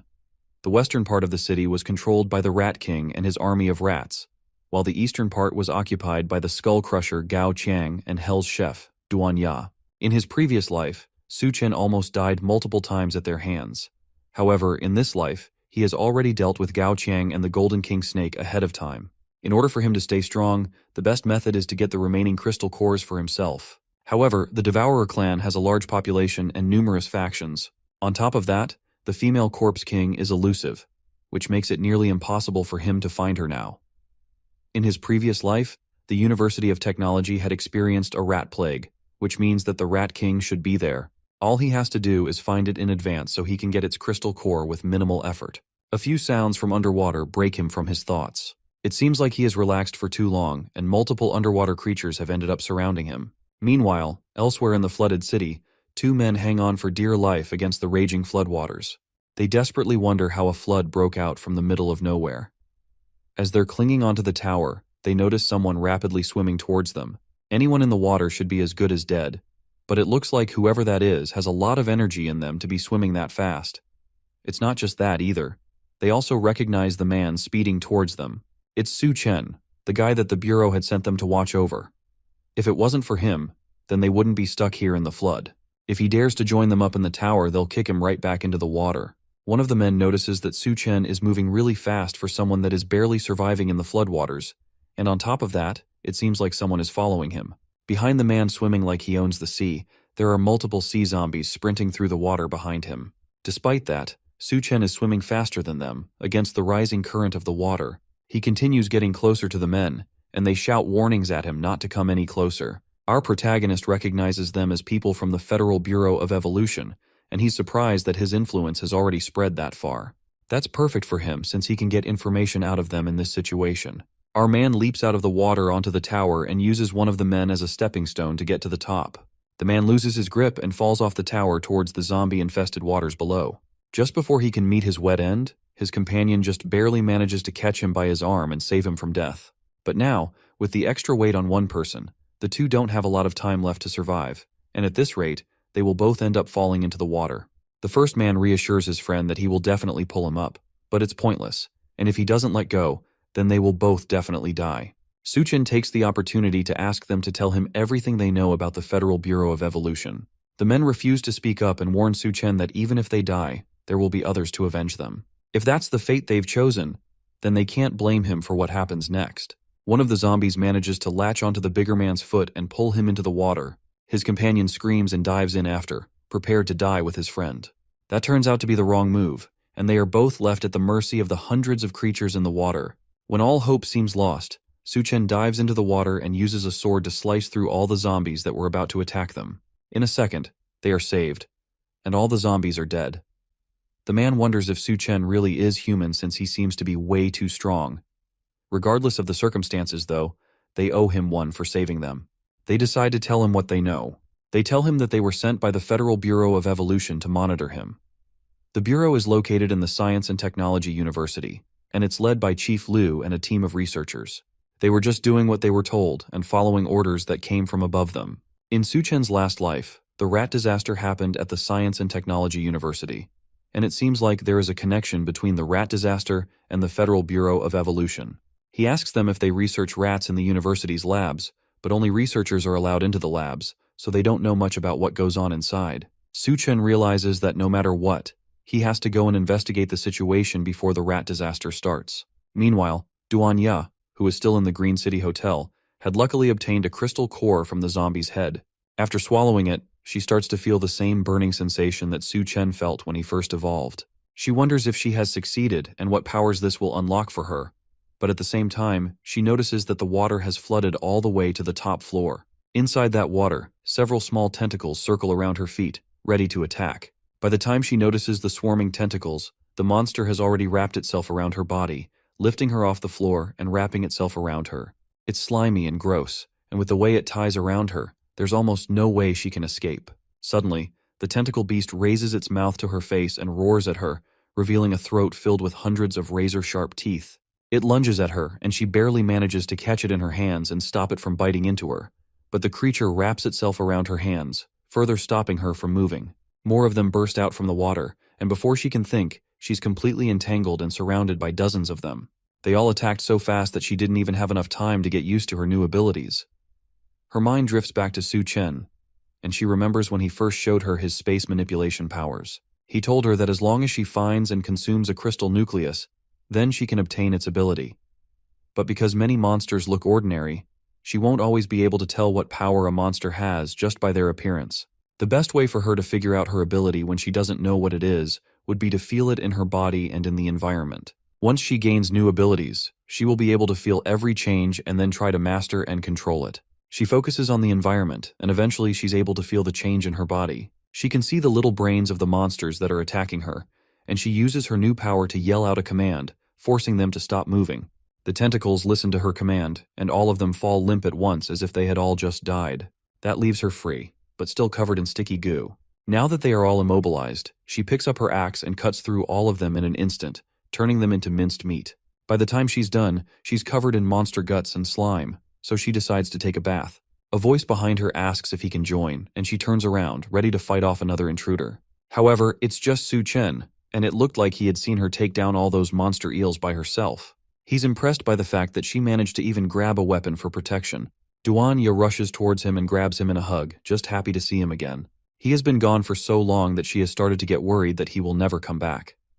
The reunion is short-lived, though, when she realizes that he's naked again for some reason. She pushes herself away from him and asks why they keep meeting while he's undressed, and he tells her that the water was dirty, so he took all his clothes off.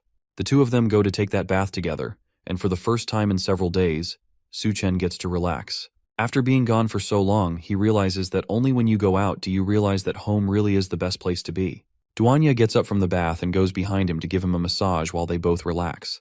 With the mood a lot calmer than when he had first arrived, he asks her whether she managed to awaken an ability. He didn't see her use her ability directly, but he could feel that something had changed in her due to the temperature of her mouth. She asks him how he even knows what kind of temperature could be in her mouth, but he ignores her and again asks if she managed to awaken an ability. She tells him that it seems to be some kind of mind control ability, and Su-chen already has an idea of what her ability might be. He asks her if her mind control ability can be used on food, and she tells him that she doesn't know since she hasn't gotten enough time to practice first.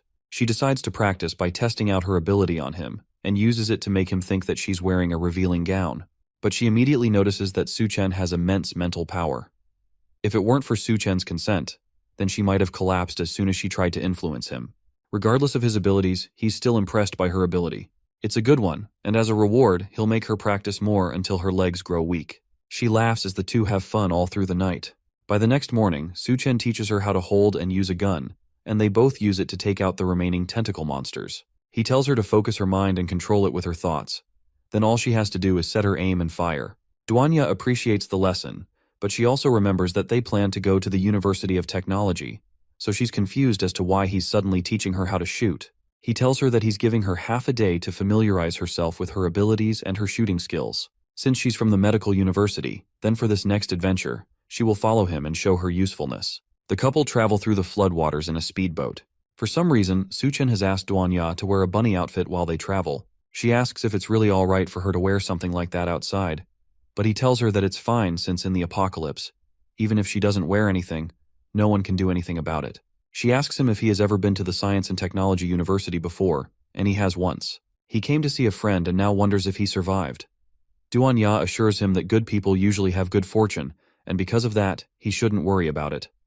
After a little bit more traveling, they arrive at the university. It has completely been transformed to withstand the apocalypse. Suddenly he notices something odd and grabs Duanya to protect her, right as someone rains down bullets on their boat. The man stops firing for a moment to ask what they are doing there and why they came. This is the Science and Technology University where the mutant Rat King rose last time. He can't tell them that he's here to investigate that, so instead, he lies that he came to join the Federal Bureau of Evolution. The man doesn't care, and he's more interested in the bunny girl with him.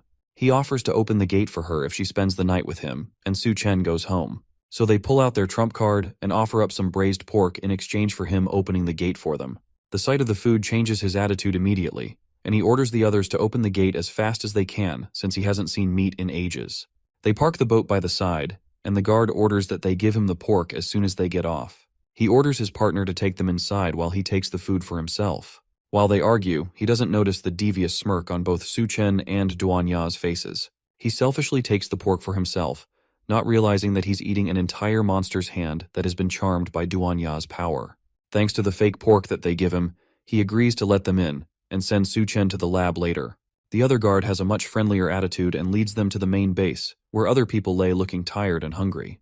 The lower levels are for the elderly, the children, and some lowlifes, so he offers to take them upstairs to find a clean room. As they're talking, a kid walks up to them, and she seems to not be able to walk properly. She apologizes and tells them that she's just feeling a little bit dizzy.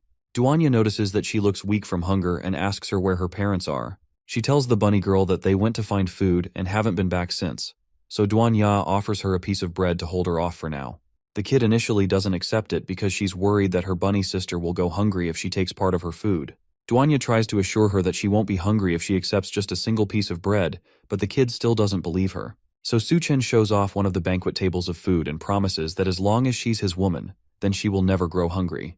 The kid is impressed and offers to be his woman as well, but Duan shoves a slice of bread in her mouth to keep her shut and stop her from saying unnecessary things.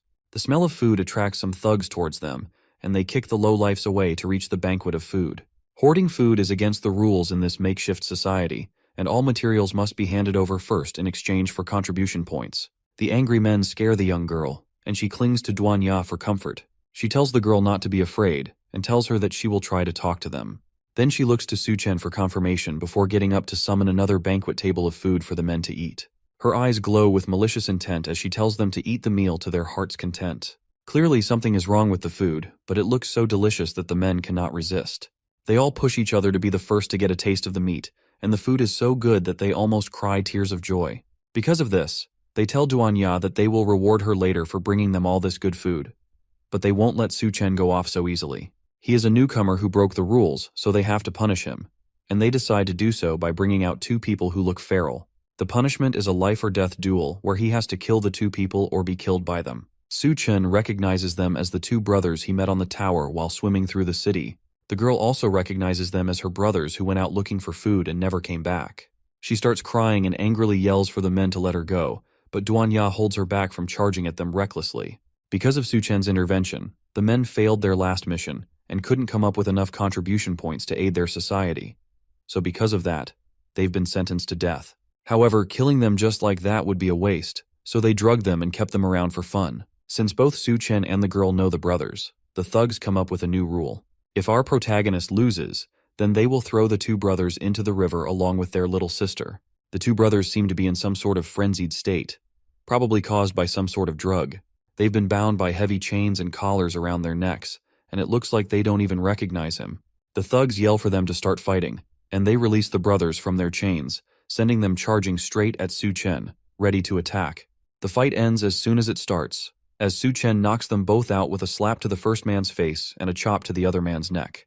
They drop to the floor immediately, and the little girl tries to rush to them thinking they're dead, but Duanya holds her back and reassures her that they are fine.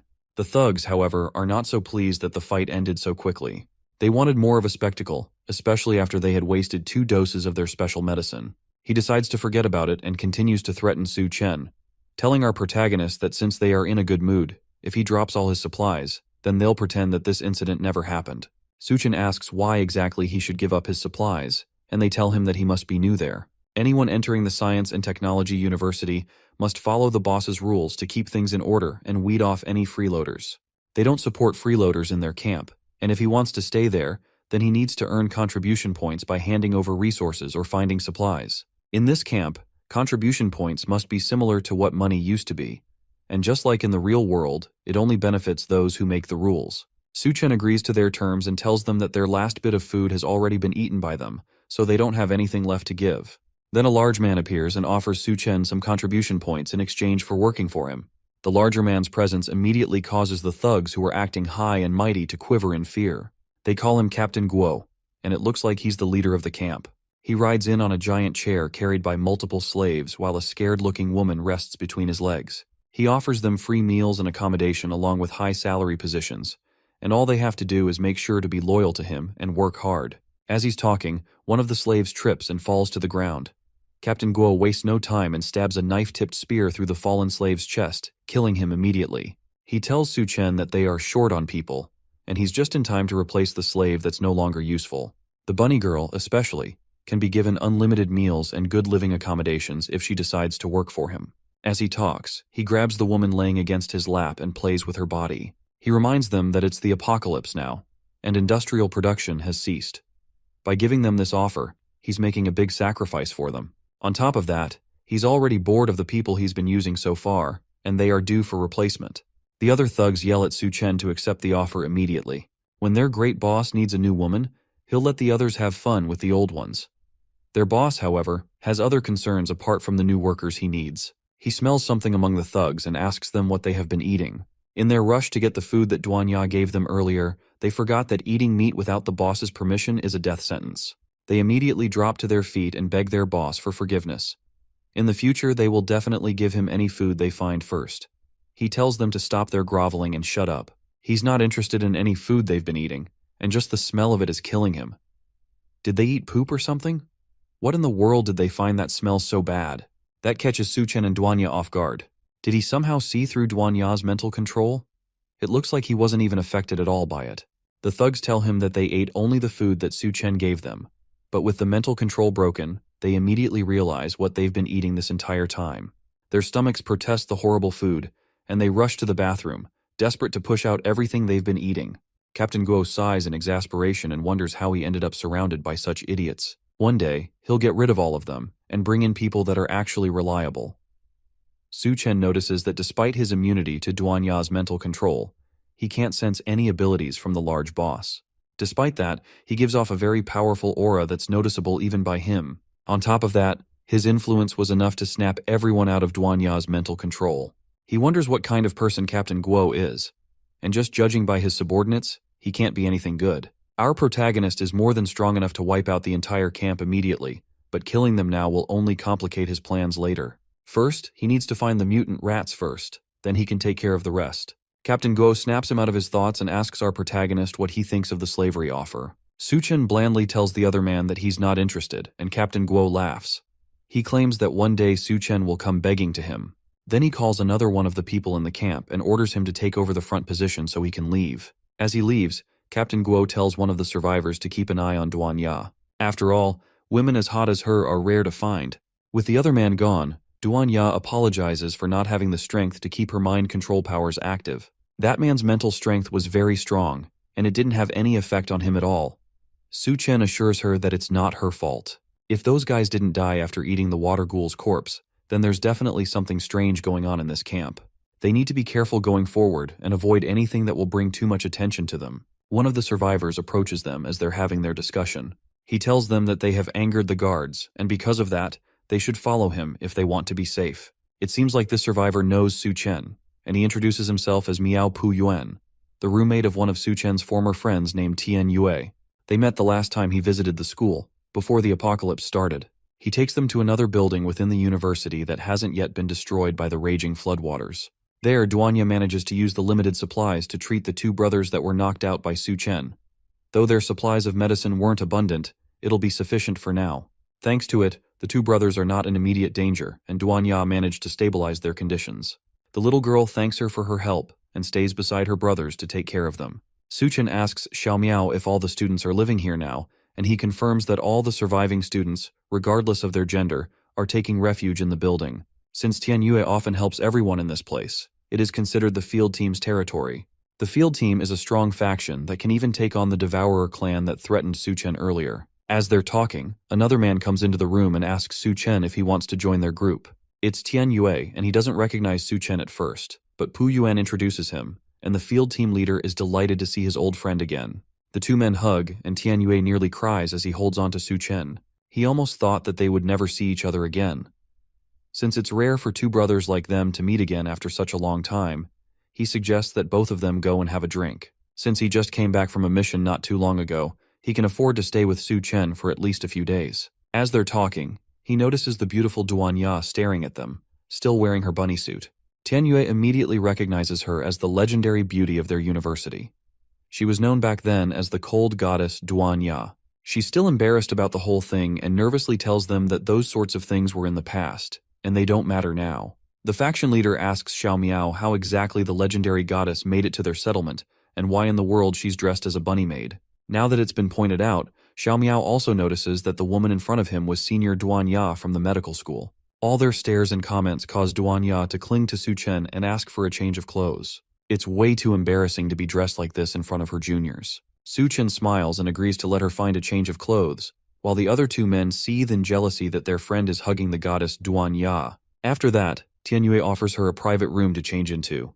It's a bit messy, but she can sit anywhere she wants and get changed in peace. Suchen notices that it's a luxury room, and Tianyue must have purchased it with a large number of contribution points. The faction leader also notices that the two of them didn't bring any bags with them, and he wonders where the clothes came from. But Suchen changes the topic immediately and asks about his regular missions. They must be dangerous if it takes several days for him to go and return. In truth, though, there's nowhere in the world that isn't dangerous. Since both Suchen and Duanya still look clean, he thinks that they haven't experienced the apocalypse yet. So he offers them the opportunity to join the field team so he can take care of them. Someone as excellent as Duanya wouldn't even need to go out for food. She can just put her medical skills to use and take care of the wounded. However, before any of that, he has to warn them about something first. Suchen has to stop showing off everywhere. And most of all, he has to stop making beautiful girls wear bunny outfits. What exactly was he thinking with that stunt? Suchen tries to defend himself and says that he will protect her, and his brother hits him on the head in response. He reminds the now powerful man of a time when he didn't have as much power as he did now. Back in high school, when he used to get bullied and never dared to fight back, it was Tianyue that fought the bullies away. The guard captain Guo is not a nice guy, and when he sets his sights on a woman, they usually don't have good endings. Beautiful women like Duanya are no exception, and now that he has his eyes on her, he won't let her go easily. Meanwhile, in the private room, the chef tries to take off her clothes quickly, but a knife is pressed against her throat by a mystery attacker. She nervously asks this new face who she is and what she wants. The woman doesn't answer the question and tells Duanya that she is someone sent by her boss to help her arrange her accommodations. She's a woman after all, and she shouldn't be sleeping close to those men. Duanya may not know who she is, but we already know her as the freaky lady is. She's the woman that listened in on Suchen's entire fight back in the school administrative building, and she saw firsthand the kind of power he has. Right now, though, she's just a messenger sent to capture the beautiful senior Duanya. The chef tries to tell her that there is already enough space in the settlement, and she doesn't need any help, but the other woman insists. The boss asked her specifically to come over, and no one refused the boss. Duanya, however, is about to become a pioneer.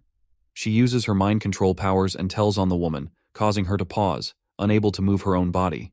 Then she tells her to let go, and the woman complies, stepping away and dropping her hand. Using her mental power to forcibly control people is always difficult, but she can manage to do it for a short time. For now, though, she has done her part, and Suchen can handle the rest. As she walks towards the door to alert the others, the woman forces her body to move and manages to stab her own hand. The shock of the pain forces her senses to return to her, and uses the brief moment of clarity to attack Duanya. The two slam against the wall, and the commotion alerts the others outside. They bang on the door and ask Duanya what's happening. There's no way someone would make so much noise while just changing clothes.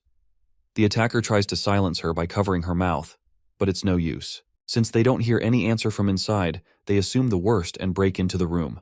The first person to walk in is shrouded in shadows, and the mysterious attacker doesn't recognize him at first.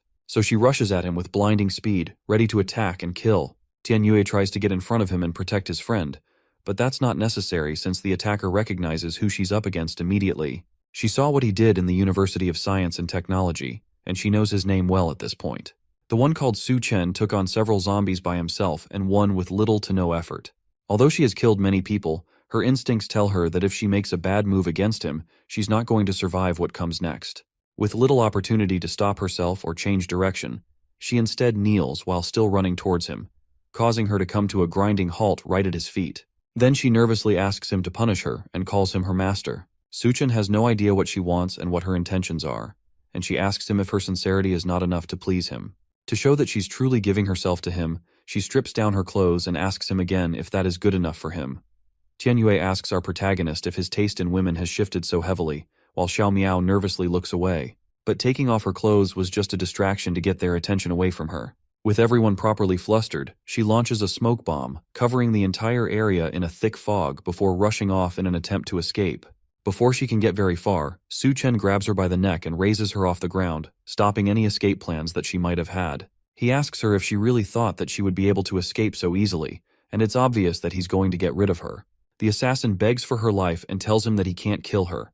She tells him that the girl he saved, as well as her two brothers, have been taken to the settlement's arena. If he kills her, then there will be consequences, especially for those three. Su Chen couldn't care less and tosses her into the floodwaters outside the building.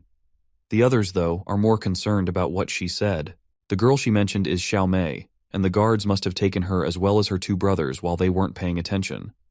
Xiao Miao asks what they should do now. If they don't save them, they'll be bitten to death by the big mutant rats. The topic of rats catches Su Chen's attention, since that was the main reason he came to the settlement in the first place. He decides to go and check it out for himself, and Tianyue asks him to stay calm and avoid conflicts. Meanwhile, in the arena, Xiao Mei nervously stands in the middle of the field, prepared to fight for her brothers. Captain Guo sits on a stage in front of her, clearly controlling the whole thing. He tells her that since her two brothers failed to complete their tasks, then they have been given the death sentence. However, since she is willing to enter the arena and fight, he has decided to give them one more chance at life. The two brothers hang by their necks behind the man, inches away from their deaths. They shakily try to tell Xiao Mei to not believe him and run for her life, but Captain Guo tells them that it's already too late for that now. Xiao Mei, on the other hand, refuses to leave. If there is even a small chance that her brothers will be free, then she will fight with everything she has to get them out of there. She asks the large captain one more time if he will really let them go, and he tells her that he will keep his word only if she manages to survive. Behind her, a cage opens up and a large rat marches towards her. She only has a second to turn towards it before it bites down on her arm, causing her to scream in pain. Then it lifts her off the ground and tosses her around, preparing to eat her. As she fights for her life, memories of her and her brothers swarm through her mind. She remembers a time when they were starving, and one of them managed to find a pile of mushrooms for them to eat. She told them that mushrooms were dangerous, and her other brother decided to test the mushroom by eating it himself. After all, he doesn't want a young girl like Xiao Mei to eat something so uncertain. After eating two of them, he immediately passes out from the poison, and they barely manage to save him. That incident was what made the two brothers journey into the city to complete the task of tracking down Su Chen. If they succeed and come back, then they will earn contribution points, and they will no longer have to starve and eat uncertain foods. Those two men that risked their lives for their sister now shouted for her to run and not worry about them. She needs to survive and live well without them, and they can't bear to watch her being eaten alive by a rat. Captain Guo tells his guards to shut them up, and they kick the logs holding the men up, causing them to fall and choke on the ropes. Xiao Mei screams for her brothers and tries to fight back against the rat. She takes the large stick she's been holding and stabs it straight into the rat's eye, causing the creature to scream in pain and finally release her. Then she makes a mad dash to save her brothers and tells them to hang in there. That's a poor choice of words, but her heart is in it. The rat monster recovers and manages to rush after the girl before pinning her down under its paw. Captain Gu laughs at the whole spectacle of her trying to save her brothers as Xiao Mei cries for her brothers. There's no way for her to escape, and all seems lost already while the rat looms menacingly above her. In one last effort, she screams for someone to come and save them, and Su Chen immediately arrives, killing the rat with one quick slap to the face. The others are right behind in, and Tianyue screams at Su Chen for being too impulsive. To Su Chen, though, that was too easy of a kill, and these creatures were nothing but overgrown rats. Captain Guo stares at him in shock, but manages to quickly recover. He didn't expect someone to come into his arena willingly, but since it's death that our protagonist wants, then he will happily give it. As he talks, large gates open up around them, and the rats inside scurry over each other to escape. Su-chen stares them down and prepares to take on an army of giant rats with one hand in his pocket. While Su-chen faces off against the rats, Xiao Miao and Tian Yue manage to free the two brothers from their death traps. They thank her for saving them, but the little girl reminds them that it's actually Su-chen that saved them. Meanwhile, in the higher floors overlooking the arena, a soaked assassin watches the match in contempt while standing behind a scientist. The man in the lab coat asks if Su-chen is the special research material that she mentioned before. She confirms that he is someone with superior genes that will definitely solve the instability of the Doomsday genes. If they can do that, then they will be able to make the rats that were created using the latest technology bigger and more ferocious than before. Su-chen stares those same rats down, and it seems like both of them are ready to attack in an instant. The scientist has high hopes for our protagonist, but if he dies here, then he doesn't deserve to be their experimental subject. Su-chen wastes no time unintentionally proving himself by easily killing several giant rats in less than a second. His companions gasp in shock, and Tian Yue wonders if this is the Su-chen he really knows. Unfortunately, despite all of his showing off, there were no crystal nuclei in any of the giant rats. That meant that his only hope of getting one would be from the Rat King. Just then, as if on cue, someone makes an announcement from the speakers set up around the camp. It's the scientist that has been overlooking the fight this entire time, and he tells everyone present that Su-chen is the experimental material he needs for his work. He orders Captain Guo and Tian Yue to bring him up, whether dead or alive. It looks like the two bosses of the settlement answer to him, and Captain Guo is more than happy to bring Su-chen over for experimentation. Xiao Miao quietly warns Duanya to run away with him quickly because the situation has become dire. If she doesn't leave now, then she won't be able to leave again in the future. She tells him that she's not leaving as long as Su-chen is there. Captain Guo mockingly tells Tian Yue that he knows the field team leader and Su-chen are brothers. So now that he has received a direct order from their boss, what's he going to do? Will he stick with his brother, or will he side with the man that helped him survive the apocalypse? Su-chen ignores the fat madman and asks Tian Yue what's going on and why things seem to be growing into chaos. The faction leader tells him that the man upstairs is Liu Heiyun. At the beginning of the apocalypse, the scientist developed a drug that makes people stronger, and thanks to that, he was able to control the university. But nothing is free in the apocalypse. The drug needs a user to trade their life force in exchange for strength. Once they stop taking the drug, they become weaker than anyone else. Because of their dependency on the drug, they have to follow all the orders from the scientist no matter what. His only hope in this situation would be Su-chen, who offers an escape from the drug dependency, but only if Tian Yue follows him. The faction leader bows his head and tells his brother that unfortunately he doesn't have a choice in this matter.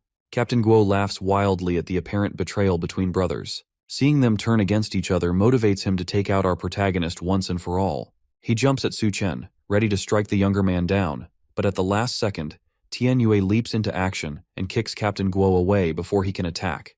The large man clearly didn't expect the attack and gets sent flying by the kick. He growls aggressively at Tian Yue, who takes off his shirt, ready for a life-or-death brawl between captains. Despite the odds against him, he decides to stand up for what's right and what he cares about. Tian Yue tells the large man that he's betraying the doctor because he only wants to use the drug to control them. There's no need to stand beside someone who's using his life as a bargaining chip. If he has nothing to lose, then it won't matter if he dies at the end of the day, but if anyone dares to touch his brother, then he will fight them to the death. Su-chen smiles at his brother as he stands in front of the group. In that moment, the faction leader looks exactly like our protagonist remembers from many years ago. Tian Yue rushes over to clash with the powerful captain, and the larger man promises to crush them all together since he's so eager to die. Tian Yue manages to land several powerful punches all over Captain Guo's body, but the larger boss reveals his trump card. Their boss knew that he'd betrayed them, so he gave the captain a higher level drug than he gave to Tian Yue. Thanks to that, the fat is his strongest defense, meaning that no one can hurt him. The captain raises his weapons over his head and brings them down on the unsuspecting Tian Yue. The faction leader just barely manages to catch both clubs before they crush him, but the shock causes him to cough up blood. Then Captain Guo flips a switch on the weapon that causes electricity to surge through them.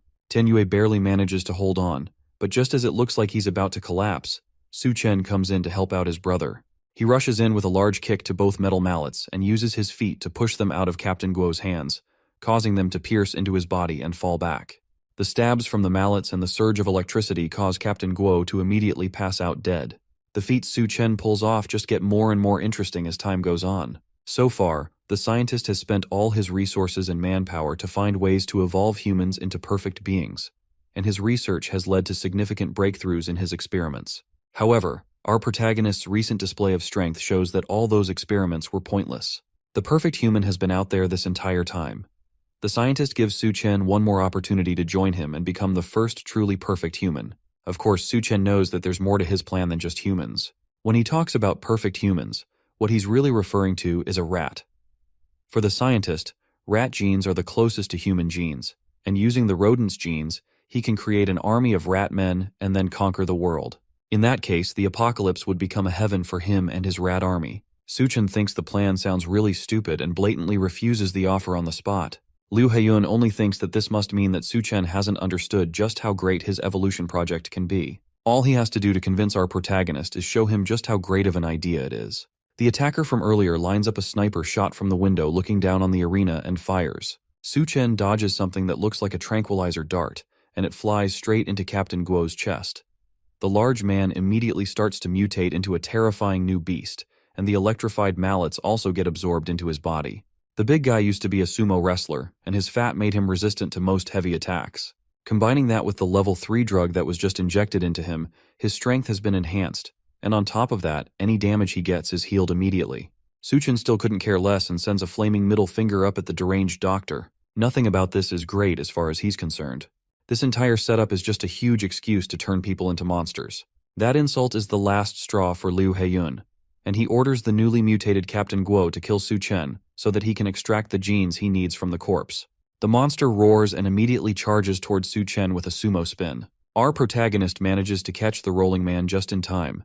Then he plunges his arm into the large man's head and rips out the battery from the electric mallets before stuffing it into Captain Guo's mutated face. The battery immediately explodes, which should be enough damage to kill the large man. However, thanks to his newly improved healing factor, his wounds heal immediately, leaving him horribly disfigured but strong enough to still fight. Su-chen finds the whole thing annoying and rushes back in to end the man and stop the fight all at once. He lands a devastating punch straight to what should be its jaw, causing the man to fall into a crater. Then he increases his speed as he attacks, kicking up a thick layer of dust while also pummeling the mutated man. In the current world, very few people know about superpowers, so it would be best not to let others see how he uses them. Because of that, he uses the dust and dirt to his advantage, which allows him to do whatever he wants while camouflaged. His main issue is the fact that Captain Guo keeps recovering no matter how much damage he takes. Despite how much he has clowned on the whole thing, at the end of the day, Professor Liu Heiyun's research is really impressive. Thankfully, Su-chen's space doesn't just contain supplies. It also contains something big enough to crush the man and make sure that he won't have anything to regenerate from. He opens up his space power and summons his secret weapon, which is several tons of concrete and steel. The large noise startles the onlookers outside, but the huge wall of dust stops them from seeing anything. Once it all clears, Su-chen sits in the center, on top of the piles of cement with the fatty buried underneath all the debris. Liu Heiyun starts to panic after seeing all of that. At this point, he doesn't care who Su-chen is or how special his genes are. All he cares about is the fact that our protagonist dared to provoke him, and now he will do everything to make sure our overpowered main character dies without a proper place for burial. All around him, the cages start to rise as thousands of rats prepare to swarm around them and attack. Su-chen isn't worried at all, and he's in fact excited because he planned to make sure none of them survive either. The others turn and realize that they've been completely surrounded. The rat people who start coming out of the cages are all the people who were once sent to the lab. It looks like Liu Heiyun turned them all into rat men, and now they obey his orders brainlessly. Su-chen can't deal with these small fry since his target is the deranged scientist watching over them. If he doesn't get up there and deal with Liu Heiyun, then the armies of mutant rats will never end. Because of that, he has to leave them temporarily so that he can take out the source. Duanya remembers he once told her that she needs to have value to stay by his side. If she doesn't prove that she can stand on her own here, then there is a chance that he will abandon her. With that, she understands her mission and assures him that she will keep them under control. Even with that, he tells her that if she needs him and can't handle it, then she should call out to him loudly. With Su-chen gone, she immediately takes charge of the situation and steps up to lead the group. There's a lot of rats around them, and she has never controlled so many at once, but in this situation, she has no choice but to do it. With her mind controlling a large number of rats and stopping them, the rest of the group focuses on killing as many of them as possible. Meanwhile, Liu Heiyun continues to watch the carnage from the top floor of his tower. He considers the people fighting with Duanya to be traitors, but it doesn't matter to him since they will become food for the rat men soon enough. Suddenly, his assistants report that Su Chen has taken down the security personnel in the building, and he has broken into the room of someone named Miss Yun. That catches Liu Heiyun's attention immediately, and it looks like that room is very important to him. He takes off his lab coat and orders his assistants to inject the Doomsday gene into him. They warn him that the gene is still unstable, and it's way too risky to take it, but the scientist doesn't care. Right now, he needs to personally deal with Su Chen and make him pay for everything he has dared to do today. Our protagonist walks through Miss Yun's room and looks into several tanks filled with what looked like failed or still developing experiments. All of them have ghoulish dark skin, and they look completely disfigured, but one of the cases catches his eye. Inside it, there's a woman covered in nothing but bandages, floating in the green liquid of the tanks. Unlike the other experiments, it looks like she has not been mutated or tampered with at all. The woman is Yun Yun, the woman from the bar that Su Chen went to before the apocalypse started. It seems like somehow she managed to survive for this long, probably thanks to his advice, but he never expected to meet her again in a place like this. He doesn't have time to think about it though, and right now he needs to focus on saving her. He winds up his fist and punches the glass, shattering it in one hit. Then he pulls Yun Yun out and carries her against his chest. She starts to wake up and immediately recognizes him. He tells her not to worry and promises to get her out of there, but she's more concerned about the fact that she's hungry. Their reunion is cut short by a raspy voice screaming for him to let her go. Then in an instant, an ice arrow shoots out at him, aimed straight at his head. He manages to catch it in time while still holding on to Yun Yun. Liu Heiyun steps out of the shadows and yells again for him to get his hands off of Yun Yun. According to him, that's the woman he chose, and Su Chen touching her makes him extremely angry. It looks like he somehow gained ice abilities, but they're no match for our protagonist. He snaps the cheap arrow in his hands, causing it to fall apart. Then he asks Liu Heiyun if he chooses women as if he's shopping for merchandise. He can't just decide to own someone out of nowhere and then decide to keep them without consent. The scientist tells him that they are in the apocalypse, and in this new world, ordinary people are just ants. But someone like him, who holds the power of evolution, will be able to rule the world. As far as he's concerned, to be his woman is her honor. That little speech just convinces Su Chen that he's as much of a lunatic as the rumors say. Yun Yun desperately clings to our protagonist and begs him not to leave. She's scared of the situation she's been put in, and Su Chen has already come to save her. That makes Liu Heiyun even angrier, and he grits his teeth while asking Su Chen one more time to let go of her. Then he rushes at them, screaming that Yun Yun is his woman and she belongs to him. Su Chen reacts quickly and kicks a shelf at the scientist to slow him down, but the man swats it away like it's cardboard. But in that brief second he spent defending himself, Yun Yun jumps up and kisses Su Chen on the lips as a reward for saving her. She tells him that she's still mad at him for leaving her hanging last time, and she's only taking what he owes her. But that used up the last bit of energy she had, and she collapses on his shoulder in an instant and passes out. That finally sets Liu Heiyun over the edge, and he hunches over in anger while gritting his teeth. This is the worst betrayal he has ever felt, and the anger causes him to lose control of his mind. He decides at that moment that if she doesn't want to be with him, then she can just go to hell together with Su Chen. Then he starts his evolution process, causing his clothes to shred into pieces as his eyes glow white and veins pulse all throughout his body. Then his skin starts to grow dark, and his teeth sharpen and grow until they become fangs. Then his body starts to grow, while his skin shrinks around him, and his nails turn to sharp claws. By the time he's done with his mutation, he is turned into a vicious-looking, half-man, half-rat. Then he promises Su Chen that he will show the true power of a god, but Su Chen is not intimidated at all and calmly holds on to Yun Yun while inviting the scientist to come and attack him. He helps Yun Yun lay on the ground and tells her to rest against the wall. She once again complains that she's hungry, so he gives her some of his chocolate to eat. Yun Yun looks very weak and frail because she has been trapped inside the lab for some time, and Su Chen seems very worried about her. As the two of them share that private moment, his eyes light up as he suddenly notices a hostile presence. An ugly-looking monster appears by his side, angry that the two of them are ignoring it. The monster looks very menacing with its sharp teeth and long claws as it gets ready to rip them to shreds. It tells them that they will be meeting their maker since they are so bold to be distracted, but Su Chen maintains a cool composure and isn't fazed by the filthy monster's threats. The monster almost looks gravely ill, and its body looks skinny and disgusting.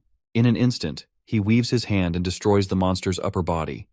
The mutated rat's parts fly across the room, with its blood and guts spilling everywhere. It is a befitting end for such a repulsive creature. As the blood splatters everywhere, Su Chen is disappointed and asks if that is all the monster has. The look on his face shows that he is expecting more of a challenge, but the monster clearly isn't ready for Su Chen's overwhelming strength. Meanwhile, Yun finishes off the chocolate, and she asks him if the people downstairs are his friends as she looks through the window from the corner of her eye. Su Chen confirms that they are his friends.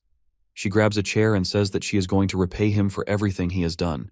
It is only fair, considering the fact that he also saved her life. Yun throws the chair at the window and shatters it, then prepares to jump down to the bottom floor to save Su Chen's friends. She gives Su Chen one last good look and tells him that Liu Huyan isn't so easy to kill and that he needs to be careful. After that, she jumps out of the window, slowly increasing in size, and by the time she lands on the ground below, she is tall enough to tower over everyone around her.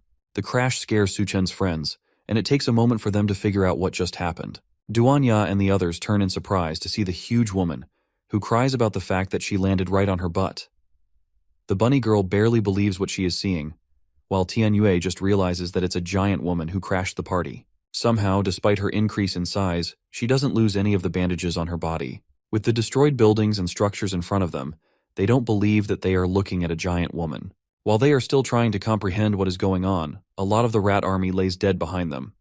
Yun grits her teeth and is still trying to recover from the pain of the fall. She eventually gets up and starts walking through the plains of the battlefield. The other people are still asking how a giant woman suddenly appears out of nowhere. As Yun moves around, Tianyue begs not to be crushed, especially since he can see between her legs from where he's standing, and he even says that he can see the color. She manages to crush one of the rats under her feet, causing it to scream out in pain and wriggle around under her leg. As the rat tries to escape from the giant woman's foot, Yun finally starts to realize just what exactly her new companions have been fighting against. She raises her foot to get a closer look, while the other rats gaze at her from below.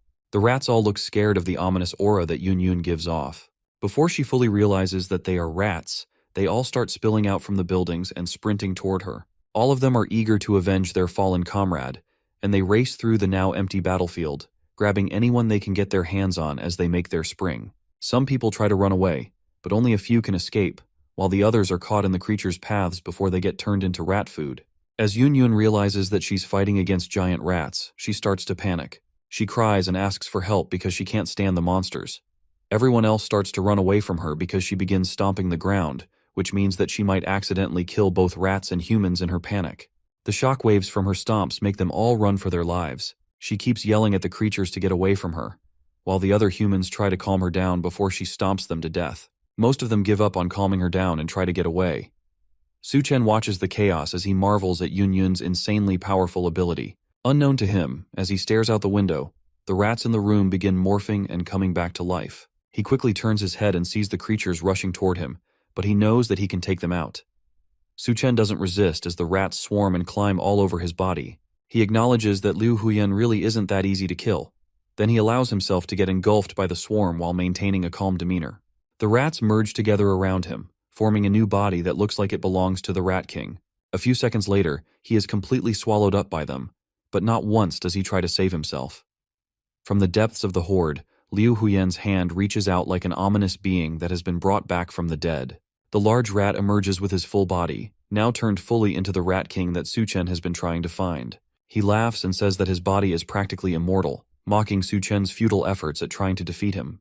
Now that the main thorn in his side has been taken care of, it's time for him to start taking over the world. The rest of the fighters below are shocked when the rats suddenly stop attacking.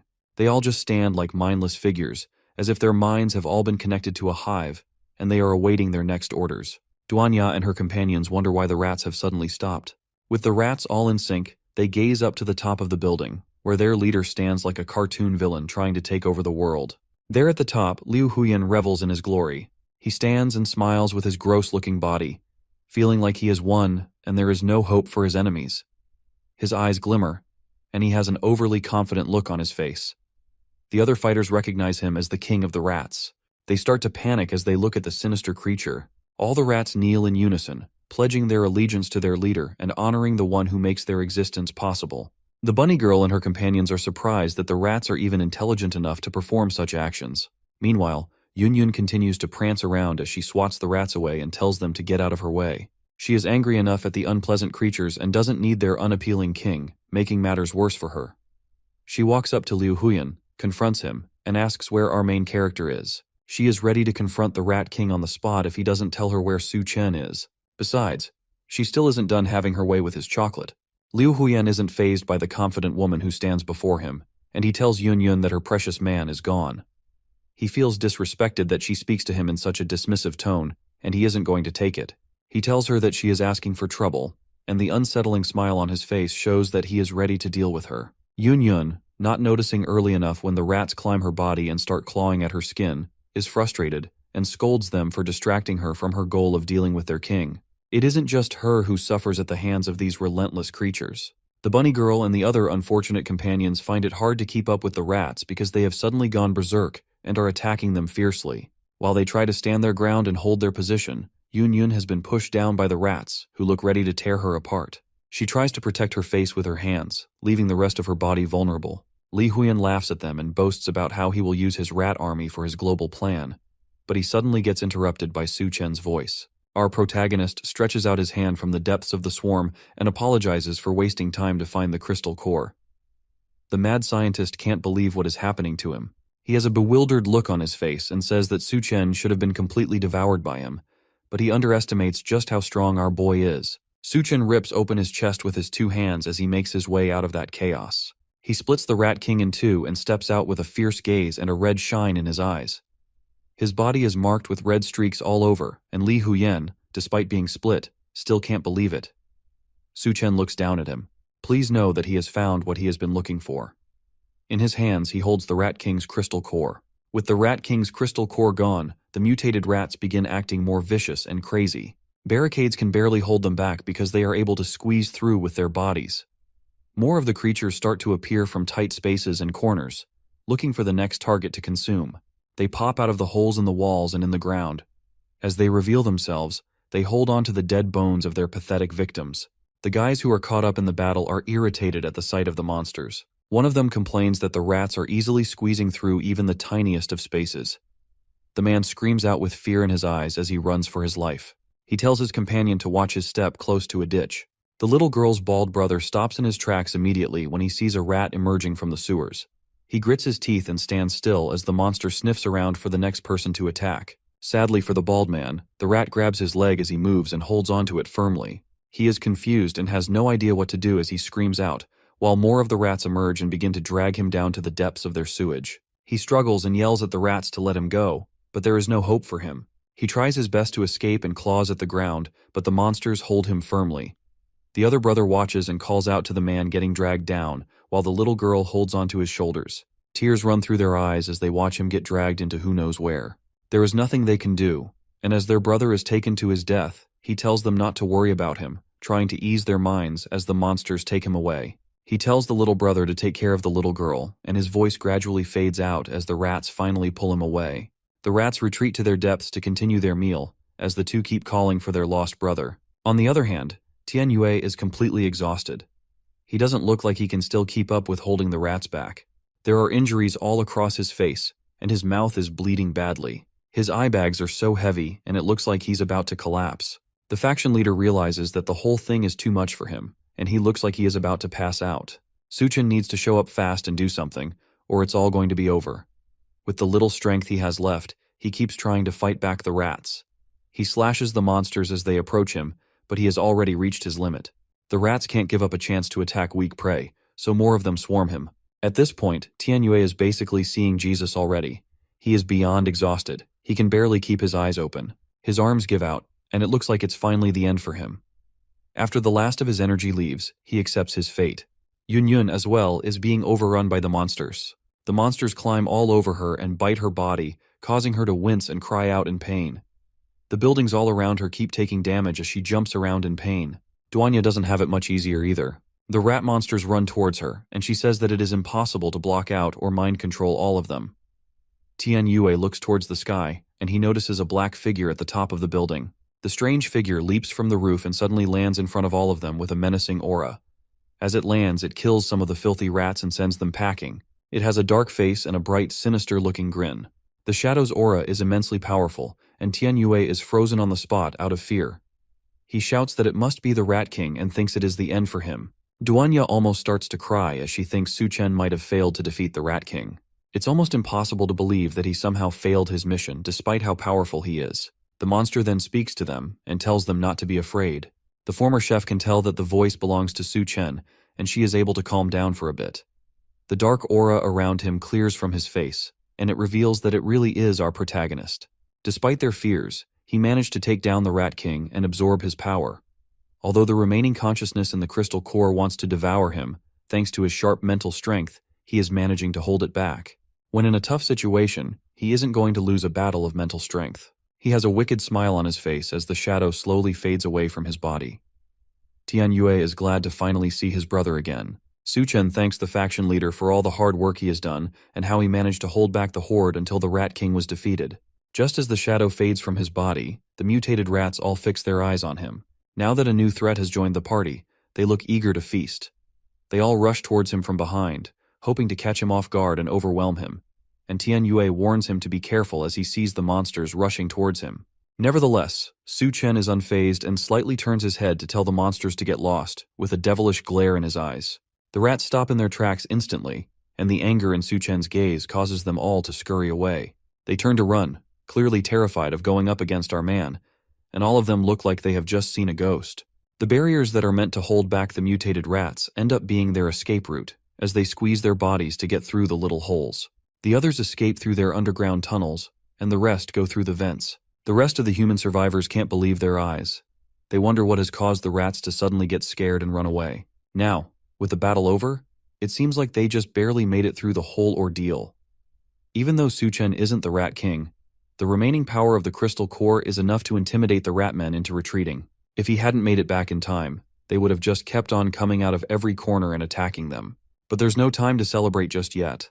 Tianyue starts to cough violently now that his body is going through withdrawals from the scientist's drug. Su Chen rushes to hold up his brother as the man looks ready to fall over and faint.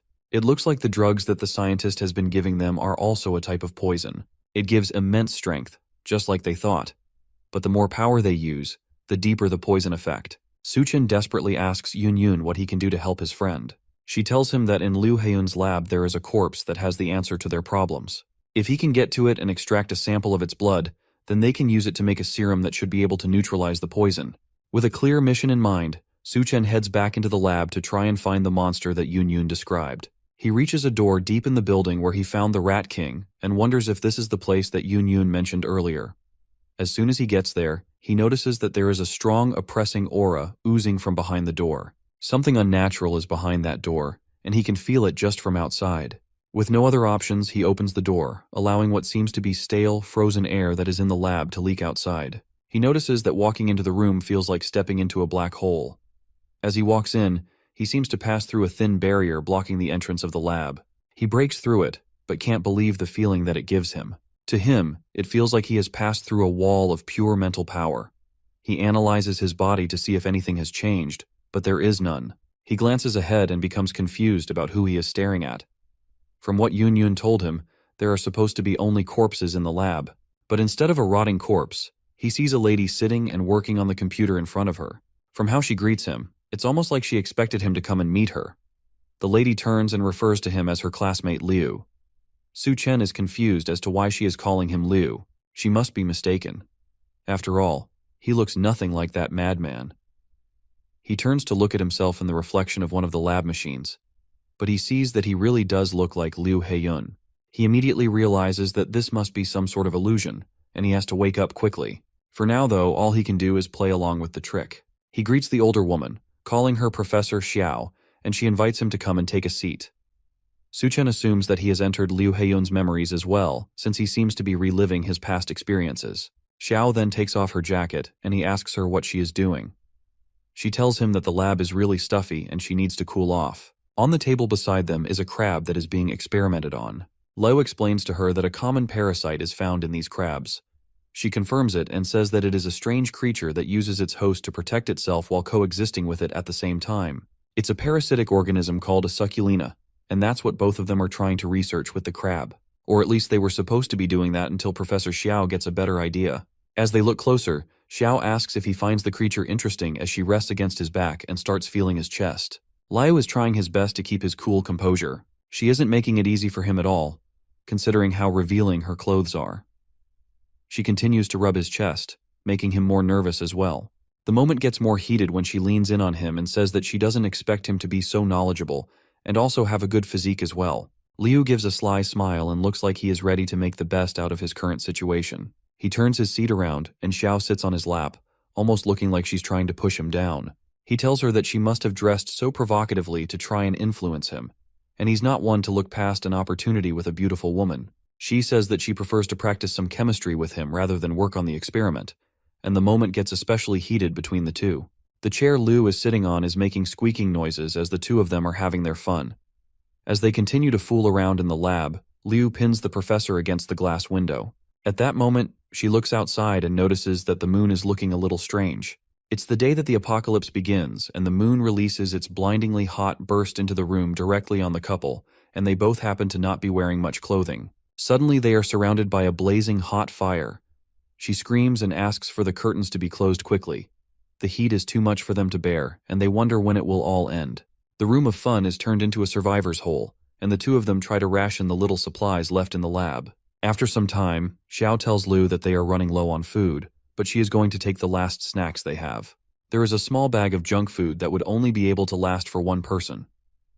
Liu gets furious as she takes it and slaps her away before she can touch it. He stares down at her menacingly as he tells her that the supplies are more valuable than her life. The scientist looks like something has possessed him, and you could see the furious rage in his eyes. The professor shakes in fear and apologizes for taking the food, saying that she is too hungry. She can't believe her eyes when he picks up a sharp knife and decides that if he hurries up, then he will be able to get the rest of the food in her stomach that hasn't digested yet. He plans to cut her open and salvage whatever meal he can find inside her. With a firm swipe of the dagger, her blood is sprayed everywhere in the room.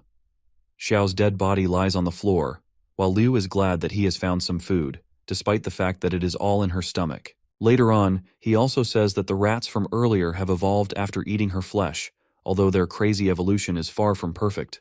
Then when he starts with his experiments, and while using her blood, he is able to make a serum and finds out that it can detoxify the poison. But what surprises him the most is that her body is still alive and still changing. He sees her as the perfect research specimen to work on and decides to use her to create something amazing. Looking closer at the data he gets, he is amazed by it and considers it to be really incredible. According to him, it wouldn't even be an exaggeration to call it a doomsday gene. As Xiao's decaying body hangs in chains in the lab, he smiles as he tells her to expect more surprises from him since she just won't die. Then he revs up a chainsaw while laughing crazily and proceeds to cut her up some more. Xiao, who barely looks human anymore, asks if he has found the crystal core that he has been searching for and encourages him to eat it. While he holds a crystal core in his hands and continues his maniacal laughter, she asks him why he is hesitating so much. But Liu comes back to his senses and tells her that he won't eat it because it's just a piece of rotten meat. He shatters the crystal core, which surprises her, and asks him how he finds out. Slowly, Liu's image fades, and Su Chen's face is revealed. He says that if he truly has a crystal core in his hand, she would have died long ago. She curses the fact that Su Chen had managed to escape. She finally found a suitable human for her goals, and she was just one step away from victory. But it all got taken away by our main character's insane mental fortitude. Su Chen slowly reaches for her head and says that he is going to open up her brain, but she tells him to wait. She starts crying out in anger and desperation, telling him that she is just a poor woman who'd been hurt. Then she tells him that if he wants her power, then she is willing to give it to him as long as he lets her go. Su Chen looks at her in pity for a moment and reminds her that once a Sakulina enters a host, then it takes over the host's consciousness. With that in mind, there's no reason for him to let her into his mind. After that, he grabs her head, and she tries to beg one last time, but Su Chen isn't moved. He squishes her head, causing her blood to spill everywhere.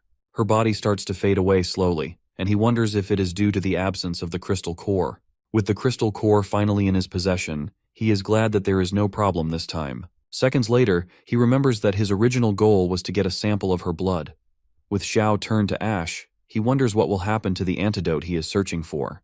Thankfully, he realizes that there must be samples of the antidote in the lab somewhere. It is said that once the crab parasite takes hold of its host, it will form root-like branches in the host, connecting various parts of the host's body and controlling their behavior. The parasitic relationship eventually results in the host becoming a slave to the crab parasite. Now, with the university completely cleared out, dozens of refugees are left wandering the streets looking for a new home. Thankfully, the floodwaters have receded, which means that streets are clear for them to travel through. But it also means that the corpses that were originally under the water have begun to mutate once more. As the group walks through the empty streets, they are told to stop looking around and to keep walking in order not to waste time. Yun Yun is noticeably nervous and scared, and she asks Duanya where Suchen is taking all the medical students. Duanya tells her that the escaped mutant rat men are lurking around the University of Science and Technology, and it is no longer suitable for human survival. The surviving medical students are scarce talents during the apocalypse, so Suchen plans to take them to the safe zone area in the next town. Yun Yun is upset because they still have a long way to walk, and she is already getting really hungry. She decides that she needs to go and find Suchen in hopes that he will give her something to eat, but Duanya holds her back and tells her that she isn't allowed to go. Yun Yun wonders why Duanya is being so overprotective and holding her back from getting food, but for the former chef, it's more than that. Duanya then tells her that since she is following them, she has to be obedient and do whatever she is told. Duanya remembers a time when Suchen once stood over her as she sat vulnerable on the floor. At that time, she was wondering what had gotten into him because he was acting strange. Suchen has a fiery look in his eyes as he grabs her and tells her not to be afraid. He is just a little hot, and he needs to cool off by any means necessary. She couldn't believe it when he suddenly kissed her, but she didn't back out of it either. After that, her body started to feel weird, and the two of them started to fool around in the midst of a night of heavy rain. Back to the present, Duanya thinks about how wild Suchen became after that moment they shared. She starts to wonder if it is a side effect of the crystal cores that he absorbs. As the group continues moving through the city, Suchen says that after the flood recedes, bacteria, viruses, and even plants will start to undergo major mutations. Many resettlement areas will also start to collapse due to a lack of doctors. Doctors are really scarce at the time for them, and if they are able to make good use of the doctors they have, then they will be able to establish their own resettlement area. Apart from being able to get their own area, even if multiple forces emerge in the future, he also believes that they will have the capital to fight against them. In addition to that, the harvest at that time was good, because Yun Yun found a method of making serums and recovery potions. Suchen believes that after Tianyue and the others are done recovering, then they will be able to give him a helping hand when needed. Thanks to his space ability, he was able to store all the research equipment and materials from the laboratory building within his dimensional space. He then wonders about the rat's crystal core that he absorbed. Not only did it enhance his berserker ability, it also increased his physical strength. The crystal core also gives him ice powers, and although he can only condense a little ice right now, he is determined to find a way to increase it in the future. As if he isn't overpowered enough, the crystal core of the half-body female mutant also adds more abilities to his arsenal. Her crystal core gives him 2 psychic abilities, but he is upset that he didn't get the power to create illusions. Tianwei notices a weird sound coming from around them, and the others get very nervous. Suchen activates his first psychic skill, which is spiritual perception. The ability probably came from the corpse's appetite for blood.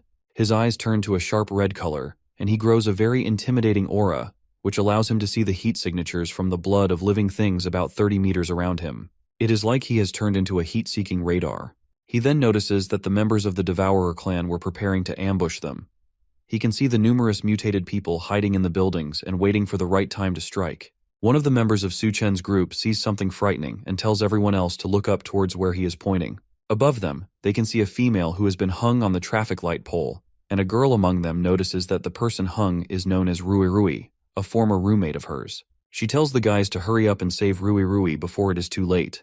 It is a life that needs saving, and she can't stand seeing her friend in such a humiliating state. One of the guys attempts to go and save the girl, but Suchen stops him and tells him to mind his business. Suchen then tells his group to keep moving and stop wasting time. The girl can't believe how cold-blooded he is. She wonders if Suchen is even still human, because it doesn't make sense that he would just watch someone die when there is still a chance to save her. Other people start to speak up, and they accuse Suchen of not being a man at all. They decide to stay back and help since they can't just stand by and watch someone die before their eyes. The girl orders them to put Rui down quickly so that she can give her medical attention. Some of the men move to the traffic pole quickly and begin loosening the rope in order to rescue her. As they are loosening the ropes, arrows rain down on them and manage to pierce through most of the guys, killing them instantly. The sudden turn of events causes the once confident girl to shiver in fear. All of them can't believe that they just lost 2 innocent souls in an attempt to save one person. They finally realize it is a trap, but it's much too late for them to escape. 2 other guys burst out from the windows above them with axes. They quickly surround the girl and the guy she is with. The 2 men from the Devourer clan are as tall as mountains, and they tower over the group of people who tried to save their friend. One of the Devourer brutes grabs a girl by her face and licks her cheek to get a taste of her. Then he rubs his hand all over her body and calls his companion to come and have some fun with her first. The girl is scared senseless as she looks at the monstrosity that grabbed her head. She begs him to let her go, but there is no use. Her friend tries to fight for her, and he demands that the devourer let her go, but he doesn't see the other enemy rushing towards him with an axe. The man is slaughtered in an instant, and his blood gets splattered everywhere. As he dies, the brute tells him to accept his fate as food. The girl, however, isn't as lucky to have a quick death. The man rips her shirt apart and suggests that they keep her to breed instead of eating her immediately. The screams manage to reach Su-chen's group as they continue their march towards the safe zone. She asks him if the woman who was left hanging was used as bait, and he confirms it. But even though they've gotten what they want from the other group, that doesn't mean that they are safe yet. In fact, they are already surrounded by devourers. The guys start to panic and look around, hoping to find the attacks before they jump out. Su-chen, however, is as calm as usual since this is a perfect chance for him to test out his latest ability. Corpse control. He activates it, causing his eyes to glow a bright purple, and immediately, several undead corpses start to march out of an alleyway to attack the devourers hiding away in the buildings. This is the perfect time to make the people about to ambush them know the feeling of being ambushed themselves. The Devourer clan is immediately attacked by the rampaging horde of mutated corpses controlled by Su-chen. They have no time at all to react, but they are still able to cut through most of them like paper. These things are nothing but distractions getting in their way, and the two brutes manage to rip and tear through them with ease, sending the rest of them back and knocking out the larger group like bowling pins. But in their tussle with the mutated corpses, Su-chen and the others manage to leave undetected. The two brutes can't accept that, and they jump out of the building they were fighting in down to the streets to try and chase after them. As soon as they land, they see Su-chen calmly waiting for them with his hands in his pocket. They fell right for his trap, and now there's no hope of them escaping anywhere. The two brutes are excited that there's one more person waiting to die, and they decide to kill him first. But Su-chen isn't bothered. It's too bad that the Devourers don't have crystal cores, unless he would have personally taken them out.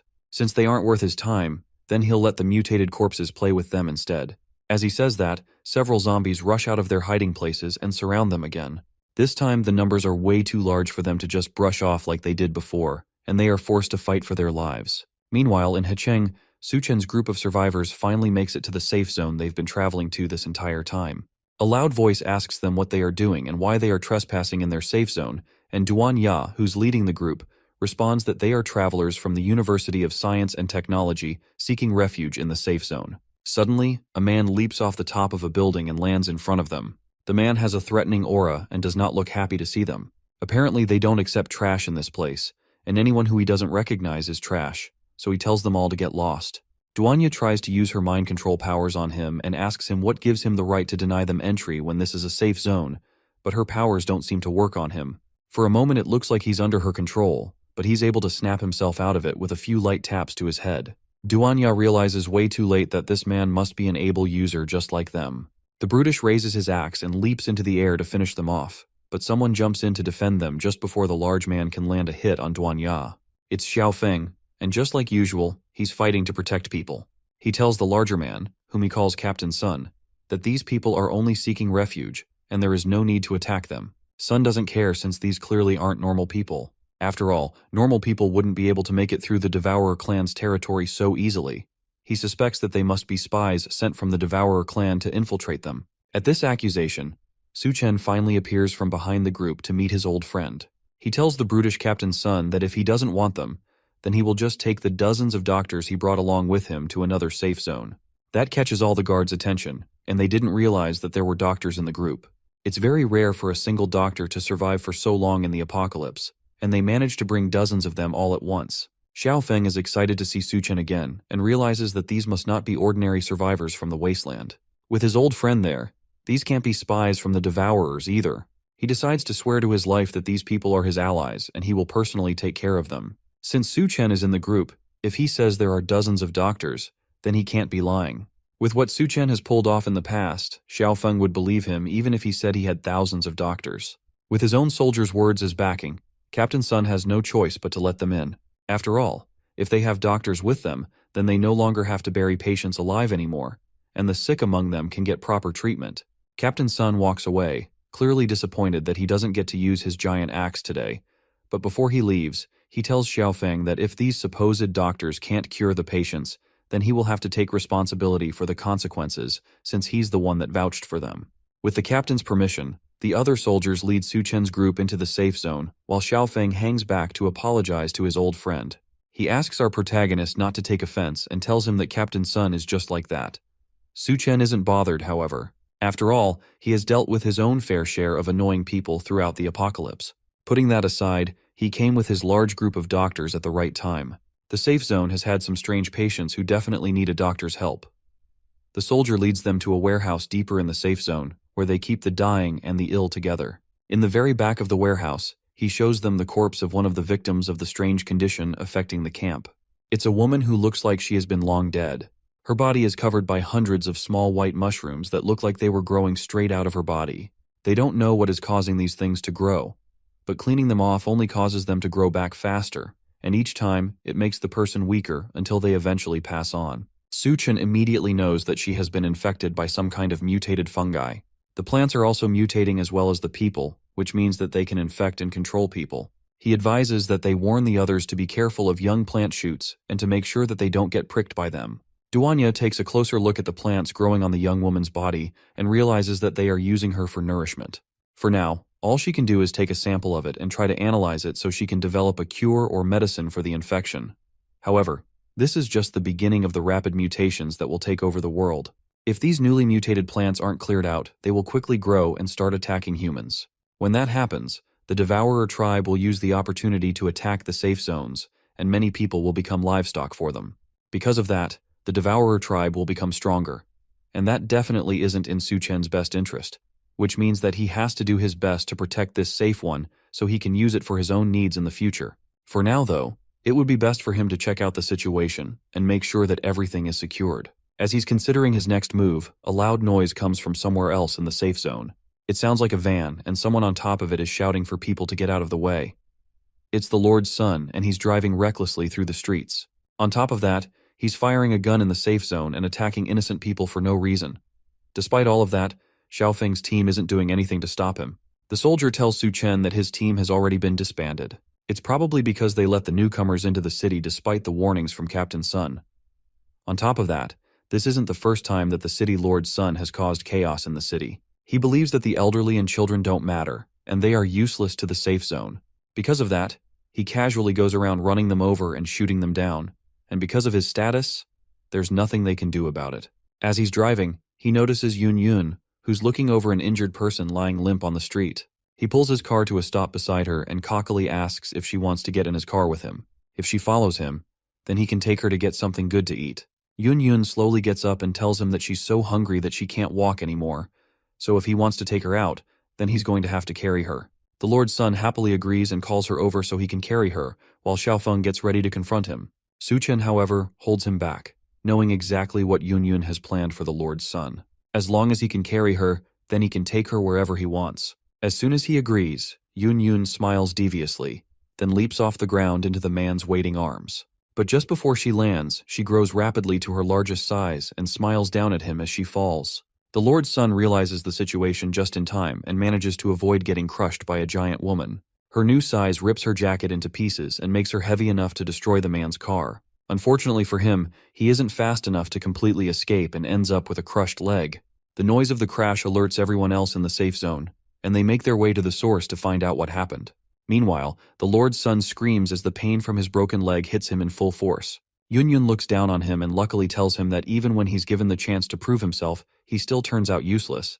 Then she steps on his already broken leg with her giant foot, causing him to scream even louder. The sound attracts the soldiers from deeper in the zone, and they hurry to check on him and ask what happened. He immediately points an accusing finger at Yun Yun, calling her a monster since she turned into a giant woman and broke his leg. Duanya steps in and uses her mind control ability to warp the memories of the people around them, and they turn on him immediately. They tell the young master that he actually fell out of his car and broke his leg himself. Thanks to Duanya's mind control, they all turn on him, and they are convinced that they saw him fall with their own eyes. The young master figures that they must all be involved in this somehow, and they all did this to set him up. With no other choice, he calls for his father, the Lord in control of the safe zone, to come and help him out of this mess. Captain Sun chuckles menacingly and figures that this interaction will be fun to watch. A car surrounded by dozens of soldiers pulls up to the scene of the incident as the young lord still sits on the ground, unable to move. Su Chen's group and Xiaofeng watch as the city lord steps out of his car and demands to know what's going on. The way several people rush to answer him, plus the crowd of security that pulls up behind him, shows that the city lord has an air of importance around him. Xiaofeng defends his friend and tells the city lord about Su Chen and the fact that he brought dozens of doctors along with him to seek refuge in the shelter. Then he starts to talk about the young lord and how he started to cause trouble around the place. But the younger man cuts in and demands that his father kill them all for breaking his leg. The lord doesn't pay attention to his son's ramblings and slaps him across the face as soon as he starts talking. It looks like he has already warned the chaotic kid about his actions, and he's aware of the things that happen while he isn't around. This isn't the first time that he has told his son to treat everyone that comes into the settlement with respect. His vision is to turn the safe zone into a beacon of hope in the apocalypse, and to make everyone that comes to them feel some warmth. Because of his great dream, even his own son gets punished when he does wrong. That must mean that the city lord is a good man, and it's rare to find such a noble-hearted person in the apocalypse. At least that's what the crowd thinks as they start to cheer for him and his good deeds. The city lord turns to them and personally invites them to stay with them and build a new dream together. Here, they will provide the best food and the most generous conditions to make sure that they all survive in the new hellish world. Xiaofeng turns to tell Su Chen that thanks to the city lord, his group can now stay without any problems. But his friend is already long gone, as are his two girlfriends. They left the city as soon as the city lord appeared to avoid any problems. It's unreasonable to think that he won't try to take some kind of revenge since Yunyun crippled his son. Because of that, the three of them have to sleep in the woods for the night.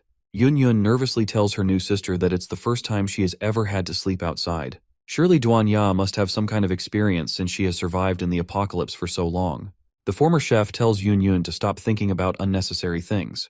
Besides, with Su Chen around, who knows if they will even be able to sleep at all. Our protagonist comes up behind them and warns them to stop messing around. Someone is coming, and they need to be ready for an attack. Then he calls for the people hiding behind a pillar to come out and face them. It looks like they were trying to sneak up on the group without being detected, but Su Chen already knew they were there a long time ago. They come out of their hiding spots and ask if Su Chen thought he could hide so easily after breaking the young master's leg. There are dozens that surround them, and they tell him that there is no way for them to escape. But unluckily for them, Su Chen never planned to escape. He just didn't want to go on a killing spree in the city and end up accidentally hurting members of his friend's team. The men approach him and laugh at the fact that he's talking about a killing spree when he's clearly about to die.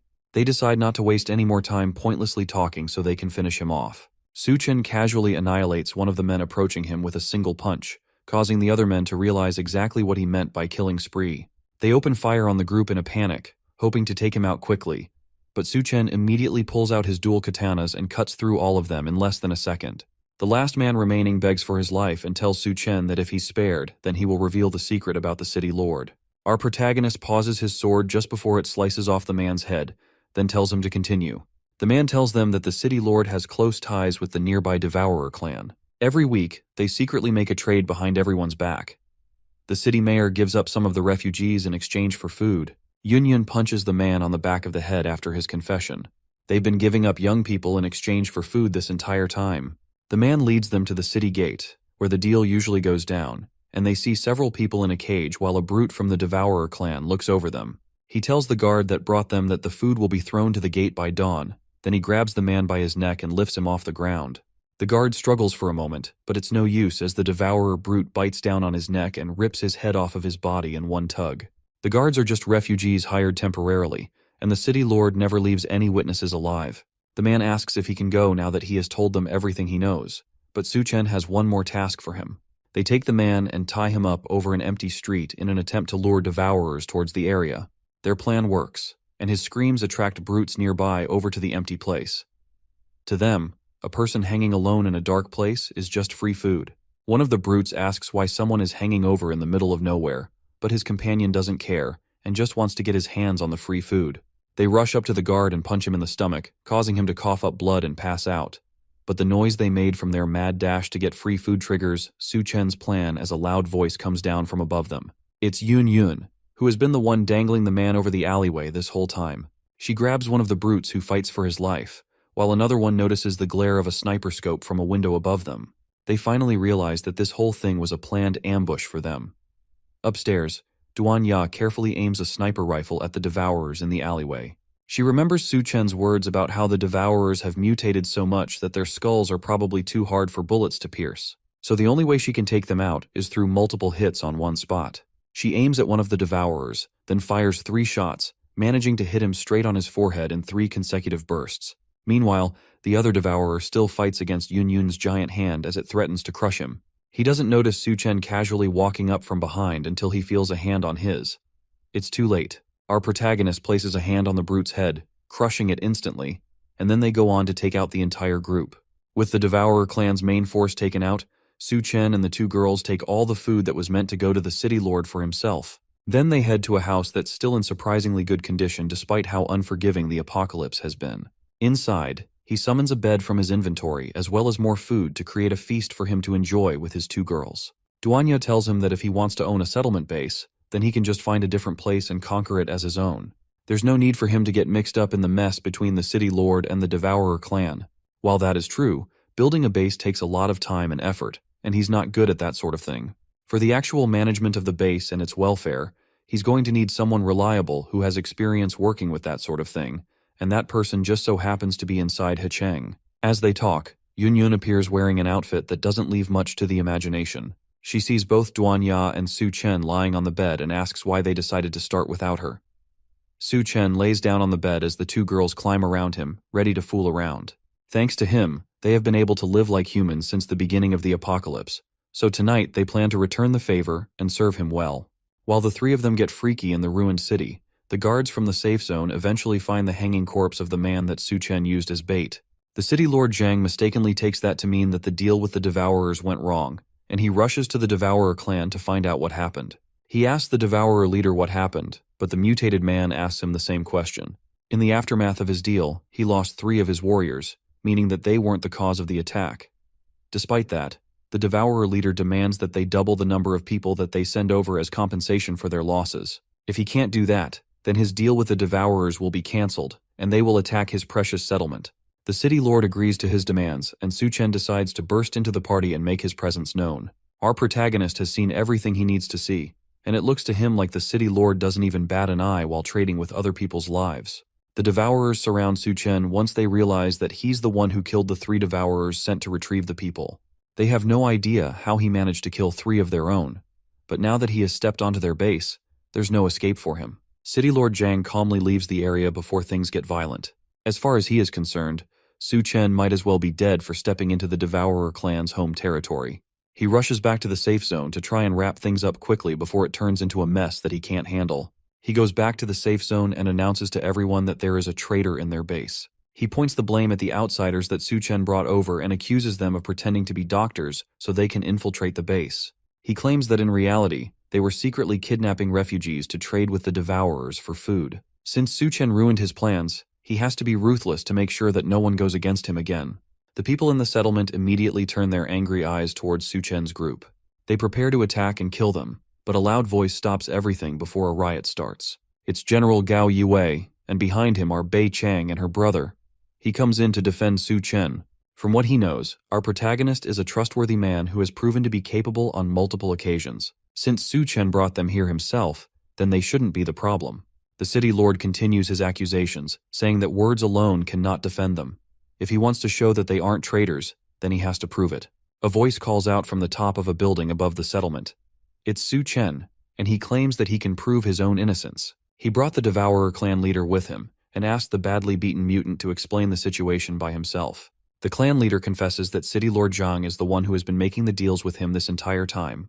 The crowd turns angrily to the city lord, now that they realize that the man they've been supporting was the real monster this entire time. Zhang tries one more time to convince them that Su Chen is working with Devourers to frame him, but General Gao approaches the man and punches him in the face for his crimes. Now that the truth has been revealed, Zhang stops pretending about the situation and laughs menacingly as he reveals that he really is the one who has been exchanging people with the Devourer clan. But now it's the apocalypse, and all the places with supplies have already been taken over by the Devourers. They are just waiting for others to fall into their traps. As long as he keeps sacrificing a few lives that he sees as worthless, then he's doing a good thing and saving people. As far as he sees it, they should all be grateful to him for keeping them alive. After all, even the Captain Gao that's acting so righteous also ate the food that he brought back from the Devourers, so nobody has any right to judge him. Well, that's what he thinks, but Su Chen's fist begs to differ. After a sharp right hook to the face, Su Chen tells the man that he's a coward. In a world where the strong prey on the weak, trading lives for food isn't necessarily a bad thing. but it's a coward's choice that makes him no different from the Devourers.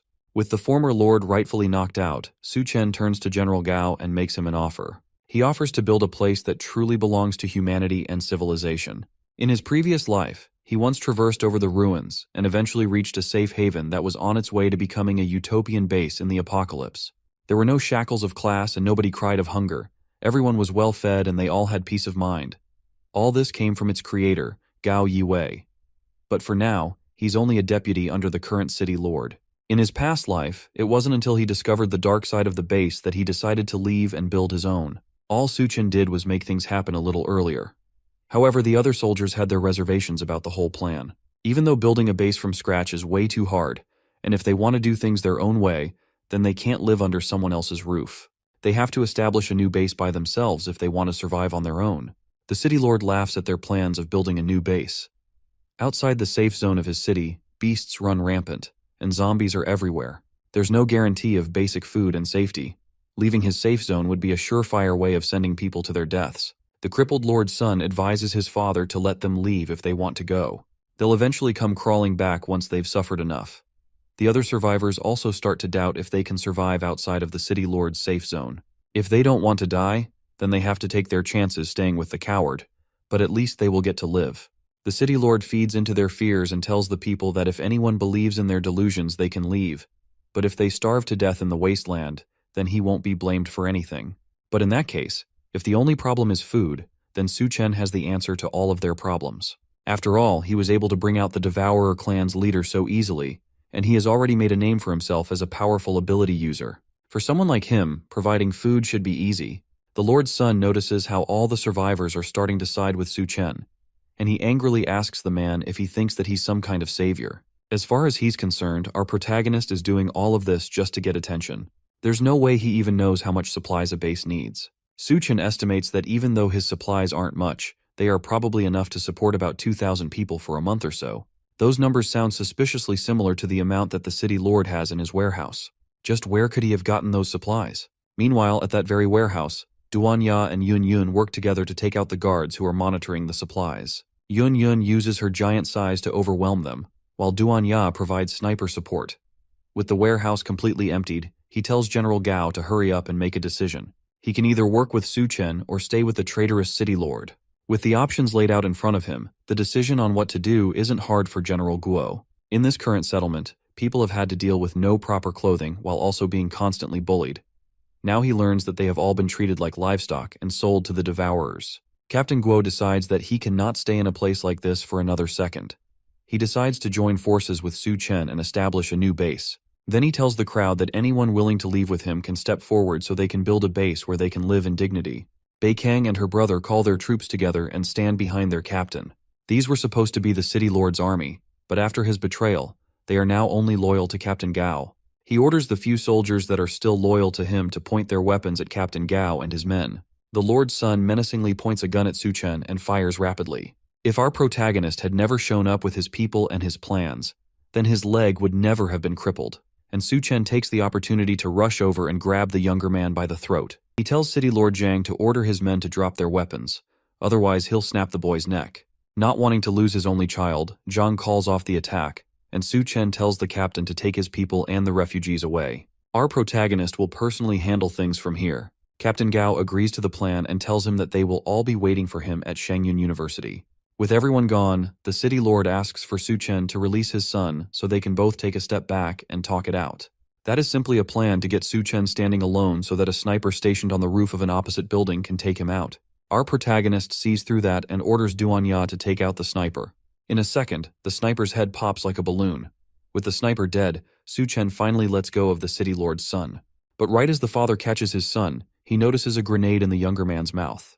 Just before it explodes, Su Chen asks Lord Zhang how human flesh tastes. Zhang barely has a second to respond before the bomb explodes, killing his son and leaving him shirtless and angry.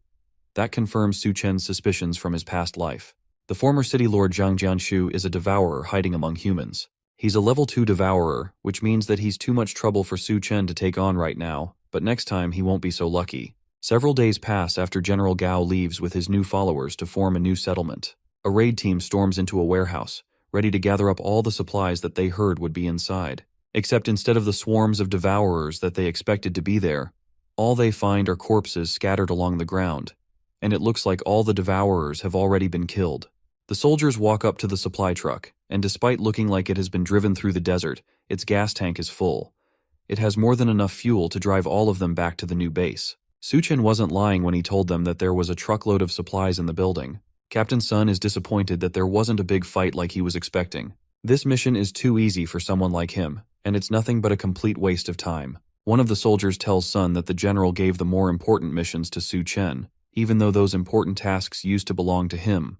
That ticks the large man off, but he's sure that Su Chen is just a pretty boy with no skills. There's no way he will be able to compete with a trained soldier like him for credit. Back at the new base, Yun wonders why Captain Sun hasn't returned yet, despite the fact that all the devourers in the warehouse were killed by Su Chen a long time ago. All they had to do was get to the supermarket and drive the truck back. Even someone as brain-rotted as Captain Sun can handle that. Yun isn't worried about him at all, and she's more concerned about the medical care of the refugees that Su Chen tasked them with. As they're talking, Duan Ya notices the truck driving back to the base. She advises Yun to shrink down since once they get close, it'll be hard to use her mental power to cloak her size. Captain Sun reports back to General Gao, who's managing the base. The supplies have been secured and delivered, and the base can now have food. The few survivors nearby hear that Su Chen's advice about the trucks was real, and they start to praise him. There were doubts on if he would actually be able to solve their food problem, but it looks like they didn't have to doubt him at all. The more they mention Su Chen, the more upset Captain Sun becomes, and he convinces himself that all the pretty boy is doing is brainwashing people. Eventually he'll slip up, and all the fame will go back to the one who deserves it. Suddenly, one of the soldiers rushes over and reports that there are signs of devourer tribe activity near a hospital to the south. It looks like it's a tribe of a few dozen, and they look ready to attack. Captain Sun smirks, knowing that this is his opportunity to show people who the real protector is. Meanwhile, Su Chen is still out on his mission with Bei Chang and Xiao Feng. Their plan is to raid a military base near their base. The entrance has long since been flooded, and it has become a death trap full of mutated corpses. Even if they manage to get it, there are only 3 of them, and they won't be able to carry all the supplies out with them. Su Chen tells them not to worry about that for now. All they need to do is take him to the armory. Bei Kan agrees and decides to personally bring him there. After all, she has been to the base before. But first, to get there, they need a vehicle. Su Chen uses his space ability to summon his car, and the 2 soldiers almost panic at how random his ability is. He tells them to stop talking and get in the car so they can get there in time.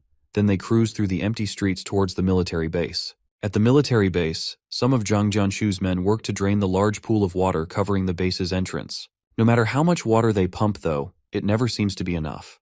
The leader of the team tells the rest to go and find a few useless items from their storage and throw them into the water as bait for the water ghouls. Since the city supplies have mysteriously disappeared, if they don't bring something back, then they are as good as dead. The men grab some hostages and throw them into the water filled with water ghouls. The plan works, and the ghouls get lured to the surface, which means that someone can dive in to check the place out. The leader tells his men that whoever goes down to pry open the door will be rewarded with a woman by the city lord once they get back. One of the men steps up to take on the task. Before the apocalypse, he had no money and no woman, so now that the apocalypse is in full swing, he has to take any chance he has to make it ahead in life. His courage motivates the others to start diving too. Meanwhile, Xiaofeng watches the men as they try to get into the military base. It seems like Zhang Jianshu has set his eyes on the base's supplies and weapons as well. Luckily, Bei Kang knows another way around that can avoid the city lord's army, but they will have to dive underwater. Su Chen accepts the idea, and the 3 of them dive into the ghoul-infested waters to try and reach their target. As they swim through the dark water, Bei Chang notices several eyes watching them from deeper in the pool. It's the water ghouls, and the shock of seeing them causes her to gasp and lose her last bit of air. Su Chen pulls her close and calms her down. Then he kisses her, transferring some oxygen into her mouth. That manages to save her from drowning, but the water ghouls take the opportunity to attack them while they're down. Su Chen uses his ability to stop them before they can attack, and they all stop dead in their tracks, almost like they've been hypnotized. His eyes glow red, and Bei Kang realizes that he is somehow controlling all the water ghouls with one of his abilities. The ability wears off, and some of the ghouls start trying to attack them again. Su Chen manages to hold a few of them and tells Bei Kang and Xiaofen to escape while he handles them. They rush to the surface and manage to make it out of the floodwaters into the military base. With the number of abilities Su Chen has, they start to wonder if he's human as several bodies start floating up from the water as our protagonist wipes them out. They wonder how many abilities he has that they don't even know about. After taking out all the ghouls, Su Chen emerges from the water completely unharmed. After taking out all the water ghouls, one of them managed to drop a white core, which has a low drop rate in monsters. Getting a white core in such a short time is usually a miracle, but Su Chen doesn't seem satisfied. Although a white core doesn't grant new abilities, it can strengthen old ones, making him even stronger than he already is. As they talk, two yellow eyes watch them menacingly from a distance. The silhouette looks like a cat, and it seems particularly interested in the crystal Su Chen is holding. It leaps out as soon as he's distracted and snatches the crystal from his hand before he can react. Why is a cat even in the military base in the first place? The base probably had cats to control any rat problems they had, and one must have survived the apocalypse by staying strapped in the base. The feline has dark black fur and glowing stripe patterns all over its body with bright yellow eyes. The kitty is quite impressive since it managed to snatch the core from Su Chen's hand before he could even react. Su Chen angrily but calmly tries to offer the little guy some superfish snacks in hope that it will trade that for the white core. However, the cat leaps up and manages to snatch the snacks from his hand before running deeper into the base with both its prices. It looks like the great and powerful Su Chen has been outwitted by a cat twice in the space of a minute. Anything that survives in the apocalypse can't be an ordinary creature, and there definitely seems to be something special about that cat. They keep walking through the base, and eventually they find a lever that reactivates the electricity in the base. Thankfully, the power systems are still operational despite how long they've been abandoned. Before the Great Flood, the survivors evacuated in a hurry, which means that there was no way they had time to take all their supplies with them. They finally arrive in the base's arsenal, and there's enough weapons to arm a force of up to 500 people. Xiaofeng figures that if they can find a tank, then they might even be able to arm 1,000 people. Bei King warns him to be careful as he runs off to find a tank. The storage is full of things they will definitely be needing, but the problem now is how to get everything back to the base. The City Lord's troops could show up at any moment, and going back to the safe zone for reinforcements is out of the question. A loud rumbling noise drags them out of their thoughts. Xiaofeng found a tank, but unfortunately, something else found him. It's a large mutated monster that almost looks like a giant dog. It's chasing Xiaofeng, who is desperately driving away in his tank. The monster shoots a laser from its snout, and it hits the tank dead on.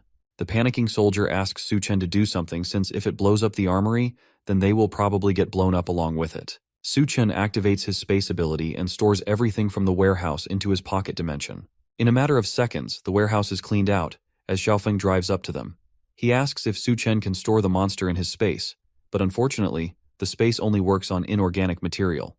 Living mutated creatures can't be stored in it, meaning that they have to find another way to take care of the monster. Bei Kang decides to step up to the occasion and lure the monsters away while Su Chen and Xiaofeng retreat. That's a reasonably stupid idea for Su Chen, and he grabs her instead and carries her over to the tank. Bei Kang tries to protest and tells him that since the supplies are in his space, then he has to make it back to the base safely. As they're talking, the monster rushes up to them and charges up another blast. Su Chen manages to dodge out of the way, but the tank isn't so lucky and gets blasted head-on. Su Chen tells her to stop wasting time and to go check on Xiaofeng while he deals with the monster.